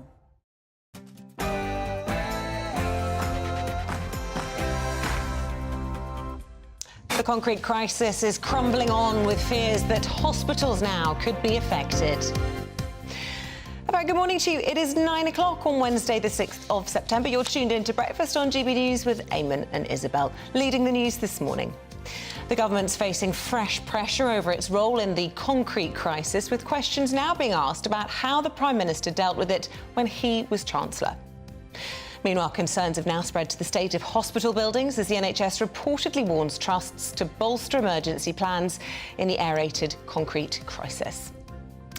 A GB News exclusive, we're speaking to the group that call themselves the Blade Runners, who break the law by vandalising ultra-low emission zone cameras around London.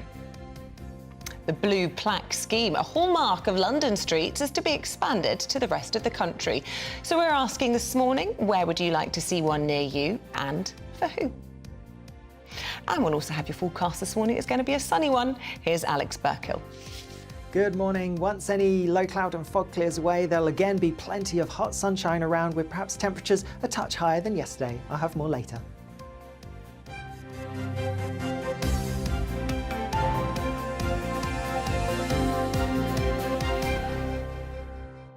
Well, it is our top story this morning as this concrete crisis continues. Now, NHS England has reportedly written to trusts telling them to bolster their emergency plans if the concrete in question is present in hospitals. That's following new government guidance to schools. Well, let's go to GB News' national reporter Ellie Costello, who joins us from Roding Valley High School in Essex. Good morning to you, Ellie. Look, the idea now that this situation could spread beyond just schools, possibly now to hospitals, possibly even to Ministry of Defence buildings, is a huge headache for the government. What's happening where you are on this? Yes, a huge headache, Izzy, and a huge concern, isn't it? The concern now being that this isn't just an issue isolated to schools, but it is schools that have been impacted first by this crisis. And I'm outside Roding Valley High School here in Essex, one of the counties most affected by this aerated concrete crisis. There's 2,000 students at this school usually, but you might be able to make out behind me that building just in the centre of that playground there.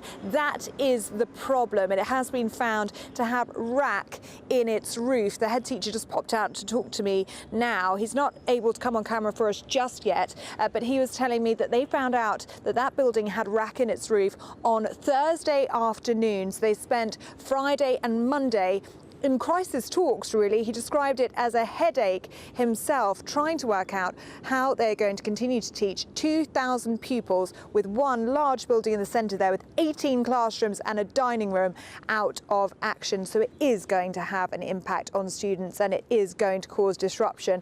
The start of term has been delayed here, and today we have seen the Year 7s and the Year 12s come in for the first time. Many of them in Year 12, the first time they've ever been in this school. school. They have a lot of pupils that come to sixth form alone. And the Year 7s, 240 of them coming to secondary school for the very, very first time. And we've been standing on this road outside the school, Izzy. They have looked very, very nervous, of course, going into school for the very first time today. And that added anxiety of knowing about this rack concrete. I've just spoken to a mother, actually, who's just dropped off her Year 7 student, and she said she didn't really go into too much detail with her about the rack concrete because she didn't want to worry her anymore. But you can understand, can't you, the anxieties that those pupils have and the anxieties that their parents have as well, dropping them off to secondary school for the very first time. Well, I spoke to this Year 13 student, Ruby, who isn't yet back at school because of the rack disruption, but she says she is feeling very nervous. So we were told a couple of days ago, the parents received a letter home. I've seen the letter, just sort of explaining that there was going to be arrangements for how the year groups were going to be brought back into school. Well, I'm quite lucky because my subjects are away from the building, which has the concrete in it. So it doesn't affect me so much. I am nervous. I am definitely nervous. I mean, Year 13 is a nerve-wracking year, and I'm already afraid about it and how it's going to go and how much more content we're going to have to learn. I mean, I've got no idea how long it's going to take. I didn't know anything about it before all of this has come out, so I'm just hoping that it's going to be sorted as soon as possible and have as little impact on my education as possible. And there are mental health concerns for anxious pupils. A head teacher in Essex, as I say, one of the most affected counties in the country with this. A third of affected schools are in Essex alone at the moment. A head teacher here, James Saunders, who's at Honeywood School in Coggeshall, which is North Essex, he said that he fears for the Year 7 students entering their first term as secondary school. He worries that they could face future struggles because this is such a disrupted start to their secondary school education, and he won't be alone in those fears. And of course, Izzy, as you touched upon there, it looks as though this isn't going to be an issue that's just isolated to schools. Hospitals are already great concern that RAC, that aerated concrete, is going to be in hospitals up and down the country. Concerns as well for social housing as well. This was something that was used a lot in the construction industry from the 1960s to the 1990s. So it is a general concern that this won't just be isolated to schools. And you were just hearing from Grant Shapps this morning, who's confirmed that they are also looking at RAC in government buildings at the Ministry of Defence. So I think there is a lot more to come on this story, Izzy. OK, Ali, thanks very much indeed. Right, now let's speak to Pat McFadden. Pat, newly created post. Well, for him it is. Anyway, he's the Shadow Chancellor of the Duchy of Lancaster and Labour Party National Campaign Coordinator. And Pat, good morning to you. I assume that's the main thrust of what you're about in this new position. It is. I'm sorry it's a bit of a mouthful, but you got it perfectly there. So you've described it very accurately. What it means in real terms is shadowing the work of the Cabinet Office in Parliament and also playing this role in leading up Labour's general election campaign planning. See The Guardian describing you as Labour's most powerful politician that most people have never heard of. Of course, not GB News viewers. I feel like you're on every day. And we also know you well because you've been knocking around a bit, haven't you? You were a special advisor to Tony Blair. So you are, you know, everyone's been talking about it the last few days. You are the sort of very shining example, the emblem of the renaissance of Blairism. I don't know about that, but I quite like being able to go into a pub and have a pint of Guinness in lovely anonymity. So I'm not going to fight the Guardian description of me. It's not fame that I'm in this for. It's to do the best job I can for my constituents, for the country, for the Labour Party. That's what Keir Starmer's asked me to do. I'm not too interested in the labels, to be honest.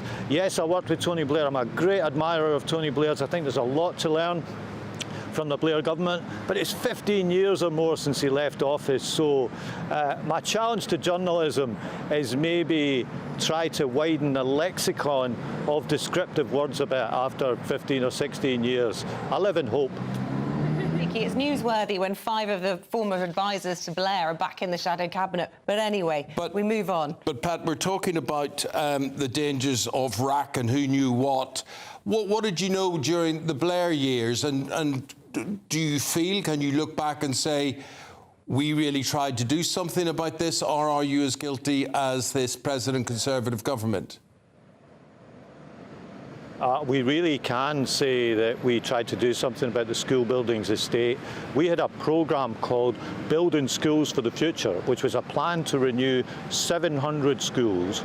Some of the schools in my constituency benefited from that programme, but it was cancelled virtually on day one after the 2010 election when we left office. And there's been an extraordinary story just in the last 24 hours that 13 of the schools that have been closed in the last few days were down for improvement under that programme that was cancelled immediately by the Conservatives when they came into office. So the situation that we have today, you're right in what you're asking. In a way, it's been a long time coming, but this is an appalling indictment of 13 years of Conservative rule.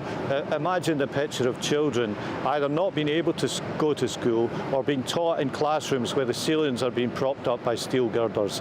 Our children deserve better than that, and I'm sad to say that under the Prime Minister's watch, there were further cuts in the school capital programme when he was Chancellor, and that was all outlined the other day by the former Permanent Secretary at the Department for Education when he said that they bid for more money to try to deal with this RAC problem, and they ended up with less than they had in the first place.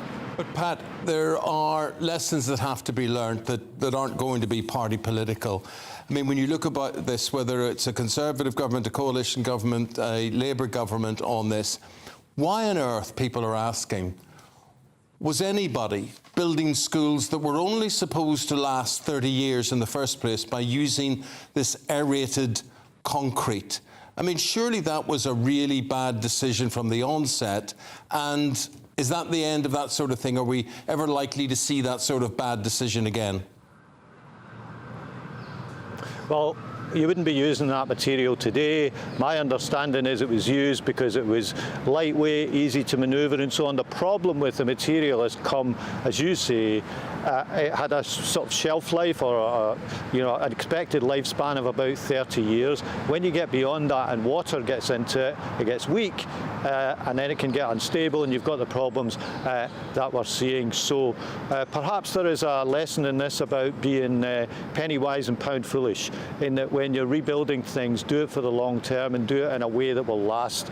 We learned from history about buildings that last, and maybe we should apply that lesson in the future too. But I hope you forgive me for the party political points, because I do feel that this should have been seen coming and something should have been done about it long before now. Well, we forgive you because the party political points come the other way as well, don't they? And we talk about capital funding. It's not a sexy part of budgets. That's why it often gets cut. But, the point scoring is coming from the right now, who's saying, well, can Labour be better trusted when it comes to investment? You only have to look at what's happened with Labour running Birmingham City Council. That's declaring bankruptcy. And that's not going to help your argument when you're trying to convince the electorate that you can balance the books. Well, the situation in Birmingham is serious, but it's not the only council that's in this position. We've had Woking and Thurrock, Conservative-controlled councils, who've also been in the same position. There are particular issues that have driven Birmingham to this. There's a big equal pay cost, but it's not a matter of one party in control. Different councils run by different political parties have been in this situation in the last couple of years. Birmingham is not the first, and my fear, given the wider financial situation with local authorities, is that it won't be the last either. And it'll not be the last time we see you on our screens, Pat McFadden, who is now the Labour Party National Campaign Coordinator. Thanks, Pat. Good talking to you and good luck in the new job. Right, with the time at 12 minutes past 9, let's bring you up to date with the rest of today's top stories. And the head of the UK's air traffic control has said the glitch that caused chaos at airports last week was a 1 in 15 million occurrence. The NAT's chief executive, Martin Rolfe, said one of their systems failed after it didn't process a flight plan properly. The switch to manual processing meant the average number of plans they could handle dropped from around 400 per hour to as few as 60, leading to restrictions on those flights in and out of UK airports. 4 of the 5 people on board the helicopter that crashed outside the Leicester City Football Stadium survived the impact but died from the resulting fire. The official report into the crash found the pilot of the helicopter involved cried on his comms, "I have no idea what's going on," seconds before mechanical failures caused the aircraft to spin out of control. And parts of the country have hit heatwave criteria for the first time since June, as summer has, and some people have described it as finally arriving. The UK could see its hottest day of the year this week. The Health Security Agency declares heat alerts across several regions.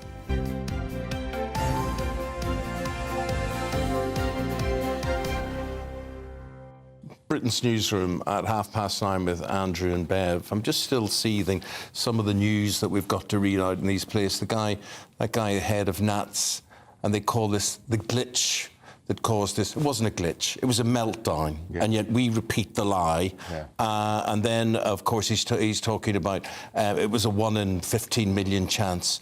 Well, I'd like to see that. I'd like to put money on that. We're still quite sceptical about this, aren't we? Sceptical. Of course, they deny they were hacked because they have to deny they were hacked. But I'm very suspicious. One flight was inputted incorrectly, and that then brought the whole system. And can you guarantee it'll not happen again? No. Glitch. On Bank Holiday Monday, on the busiest day. Yeah, very suspicious. What have you got, guys? Well, we're going to talk about Birmingham because Pat McFadden does his best, of course, to switch the blame away from Labour, but it is the second largest city in Britain. Look, and it's the biggest local authority in Europe. In extraordinary circumstances, right? I mean, they were fined for, they had to equalise pay. I mean, that was 10 years ago. Yeah. And they've allowed the bills going up £14 million every month because they haven't paid it. Too busy, we're pointing out, too busy worrying about the Commonwealth Games, which cost a lot of money in the city when they should have been running the city properly, and also an IT system that should have cost 90 million, 100 million. The list goes on and on. It's a spectacular metaphor for what's wrong with Labour running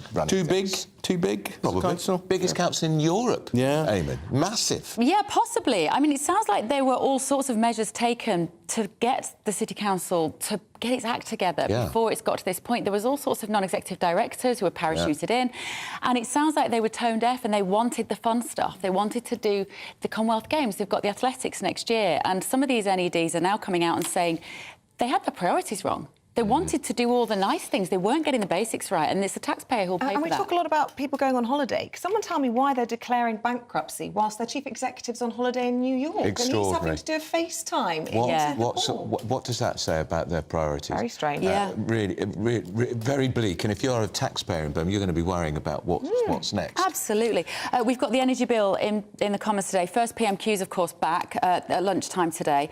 And so we've got a great debate on that energy bill and the direction we should be going with the net zero obsession. We've got a very pro and a very anti. Do you really want a wind turbine built on land near you? Well, Ed Miliband's saying it's easier to build an incinerator or a landfill site than have a wind turbine. Well, shove them out in the water far away from people's homes. That's and what and the weight loss jab as well on the NHS, which I think will be very divisive. I came across by sort of complete accident in the summer up a mountain just outside Glasgow. Right. Thousands of what are they called? Wind turbines. Yeah. And they were actually, because they were in the wilderness, they were actually quite beautiful. There was That was the point, really, wasn't it, when they were first designed? That they were supposed to be quite elegant. But were they generating wind or were they doing nothing? No, they were whirring. They were whirring around. But there was no one living near them or anything. Yeah. But literally, this was the outskirts of Glasgow. Yeah, amazing. So I mean, there's a big revolt in the Tory party over all this, so it's a big debate. Well, it sounds like a packed show. It is. We hope so. Andrew, Bev, thanks very much indeed. Thank you. We're going to take a break and we're talking about blue plaques, who should have them, where they should have them, what are they for? Find out after this. What you get for breakfast is something that, if we do our jobs right, you will wake up to news that you didn't know the night before. It's a conversation. It's not just me and Eamonn. We want to get to know you, and we want you to get to know us. From 6, it's Breakfast with Eamonn and Isabel. Monday to Thursdays on GB News. Britain's news channel. Westminster is going around in ever-decreasing circles, followed by the media. Britain is broken. How on earth did we get into this mess? But more importantly, how do we get out of it? Join me at 7 p.m, Mondays to Thursdays on Farage, here on GB News. We will have open, rational debate. We've got to work out how Britain moves forward from this. Join us here on GB News, the People's Channel. Britain is watching. When the news happens, it happens here. And really important breaking news. Breaking news this morning. On TV, radio and online, the news starts here on Britain's Newsroom. All the biggest stories and the answers that you need from across the UK and beyond. Join Britain's Newsroom from 9:30 on GB News. The People's Channel, Britain's news channel. Join me, Patrick Christie's Monday to Friday, 3 till 6. We tackle the day's news agenda like you've never seen before. It's high tempo, high octane, the most controversial topics and the best guests. You will not be able to take your eyes and ears off it. I'm not afraid to ask the questions that you really want answered. 3 till 6 p.m, Monday to Friday on GB News, the People's Channel, Britain's news channel.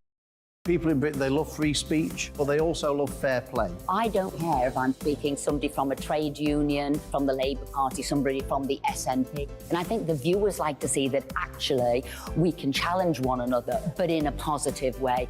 We think we ask the questions that people want to ask, and often we ask the questions that we wanted to ask in Parliament but never got the chance to ask. So join us every Saturday, 10 a.m. till noon on GB News, Britain's news channel. Hi, I'm Dan Wootton. You can watch me live on GB News Monday to Thursday from 9 p.m. And did you know that you can also watch and listen live on our website, gbnews.com. You'll always be up to date on the latest breaking news, as well as enjoying the best stories, opinions and shows. You can even join the debate under our live player as you're watching. So head straight to gbnews.com on TV, radio and online. GB News, Britain's news channel. It's all about family, being in people's living rooms, all the interaction and getting to know who our viewers and listeners are. When I was young, my dad used to say, "Nana, stop arguing." I wanted an outlet that would enable me to give my opinion. People are going through a really hard time right now, and I know that you don't feel like you're being listened to by the establishment. I came to GB News because it's the People's Channel and I want the audience to have their say on the events of the day. We're dynamic. We do something different. Democracy shows that the wisdom of the nation is in its people. I get to travel to find out what the story is from a personal perspective. The British people aren't fools. We know when we're not being told the full story. We've got to work out how Britain moves forward from this. It's the best country in the world. The establishment had their chance. Now we're here to represent your views. Britain's watching. Britain's watching. Britain's watching. We're proud to be GB News, The People's Channel, Britain's news channel.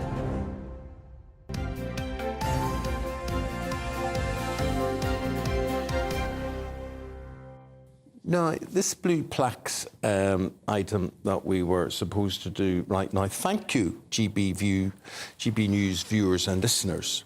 John says, hiya, Eamonn and Isabel. You said that the blue plaques are a London thing. This is not true. There are several near me in Gloucestershire, including Gustav Holst and Edward Jenner. Great show as ever. Oh, do you know what? There's a Gustav Holst plaque in Barnes, where I used to live. Because that's the one I was thinking of this morning. Well, maybe he got around. He clearly got about. Yeah, Janice says we have quite a few blue plaques in Cambridgeshire. It's not just London. We have Edith Cavell and Oliver Cromwell. Just two names, and there are many more. And Dave says they're not a London-only thing. We have several around the village of Felpham. Felpham. Yeah. Near Bognor Regis. So there you go, there you go. Anyway, we're not going to discuss that now, as we're going to find out more about that and what the plan is trying to expand these. But there's other plaques, other colours. There's blue, and then I think there's a claret one for entertainment people only. Don't know if it's London or wherever it is, but interesting thing, interesting. Are we going to talk about mental health and benefits? Change of plan. Well, I was talking earlier about the blue plaque that's near the British Medical Association in central London, which made me raise an eyebrow. Oh, that was it, Charles Dickens. Obviously, you know, wrote those wonderful books. And sorry, I was driving past. It was a wicked thought that occurred to me, and I thought maybe some fiction and BMA, there's some sort of parallel in there, whether or not people will make those parallels themselves. You can't actually. There are companies that make these, and you can buy them as presents for people, and so it looks like the real thing, the original thing, but they're just for fun. You can have those put up. Do you think you should have a blue plaque on your building after you've gone? It's not for me. I mean, but I'm sure there's lots of people who might be quite interested. What are you? What are you? You're a CBE, an OBE, an MBE. What are you? I'm an OBE. You're an OBE, exactly. So maybe you deserve one. I don't think I deserve one, but you probably do. They would have we'll one. see. They would have one up there. Eamonn Holmes, never seen in the same room as George Clooney. Yeah, something like that up there. Something humble. Or humble one from for Ruth, who put up with Eamonn Holmes. My humble beginnings should be reflected and stuck up people's noses for that sort of thing. But I do think there are a lot of, particularly people who are scientific or have been very, very brave in terrible situations. I think it's That's really a wonderful good thing, and I don't know if it's an age thing, but whenever I drive past one, I stop, I take an interest, I enjoy it. It makes me marvel, and I like to think back to what that street must have looked like at the time they lived there and how that's changed. Gustav Holst in Barnes had the most wonderful waterside view over the River Thames. Now it's a busy road with a flood defence in front of it, but it probably was quite different when he was there. There was a ballerina lived next door. I think in certain areas they are great inspiration to the community to say, oh, he or she came from here. So we could do it too. Yeah, we could do too. OK, that's our 3.5 hours done today. Felt like 7. I hope you enjoyed it at some stage. We'll be back from 6 a.m. tomorrow morning. No, you're doing another school run tomorrow. I've got my boys' first day at school, but I'll be in on Monday, as usual. OK, I'll be here with Ellie in the morning. Let's cross shortly to Britain's newsroom with Andrew and Bev. The temperature's rising. Boxed Solar, proud sponsors of weather on GB News. Hello, very good morning to you. Some of us are waking up to a bit of a cloudy, murky start, but most of that will clear away this morning to leave another sunny, hot day, albeit with the risk of some thunderstorms later. Taking a look at the details, and you can see, yes, a cloudy picture down the eastern side of the country first thing, but most of that cloud and any fog will burn back towards the coast through the morning, leaving a brighter afternoon, but some cloud lingering across eastern parts of Scotland. Elsewhere across the UK, plenty of sunshine, though perhaps a bit more cloud than recent days, particularly across parts of Northern Ireland. Look at those temperatures, a touch higher than yesterday, likely to get to highs around 32 or 33 Celsius in the southeast, which would make it the hottest day of the year so far. As we go through the end of the day, many places holding on to those clear skies, though we are going to see some showery rain feeding up from the south, and this could turn heavy, perhaps even thundery, particularly across central and western parts of England into Wales, also Northern Ireland as we go through the night. Elsewhere there'll be some clear spells and perhaps a few pockets of fog, but temperatures really not dropping. Could be even warmer than last night, so not good news if you had difficulty sleeping. Through Thursday morning then, that showery rain will continue to be heavy at times and perhaps thundery as it pushes further northwards into parts of Scotland and continuing down the western parts of Wales into Ireland too. Otherwise, again, plenty of sunshine and once more, temperatures really rising well above average for the time of year. Again, in the southeast, we could see highs of around 32 or 33 Celsius. The temperature's rising. Boxed Solar, proud sponsors of weather on GB News. Good morning, very busy show today. We've got lots of politicians on the show today. Big debate on net zero. Yeah.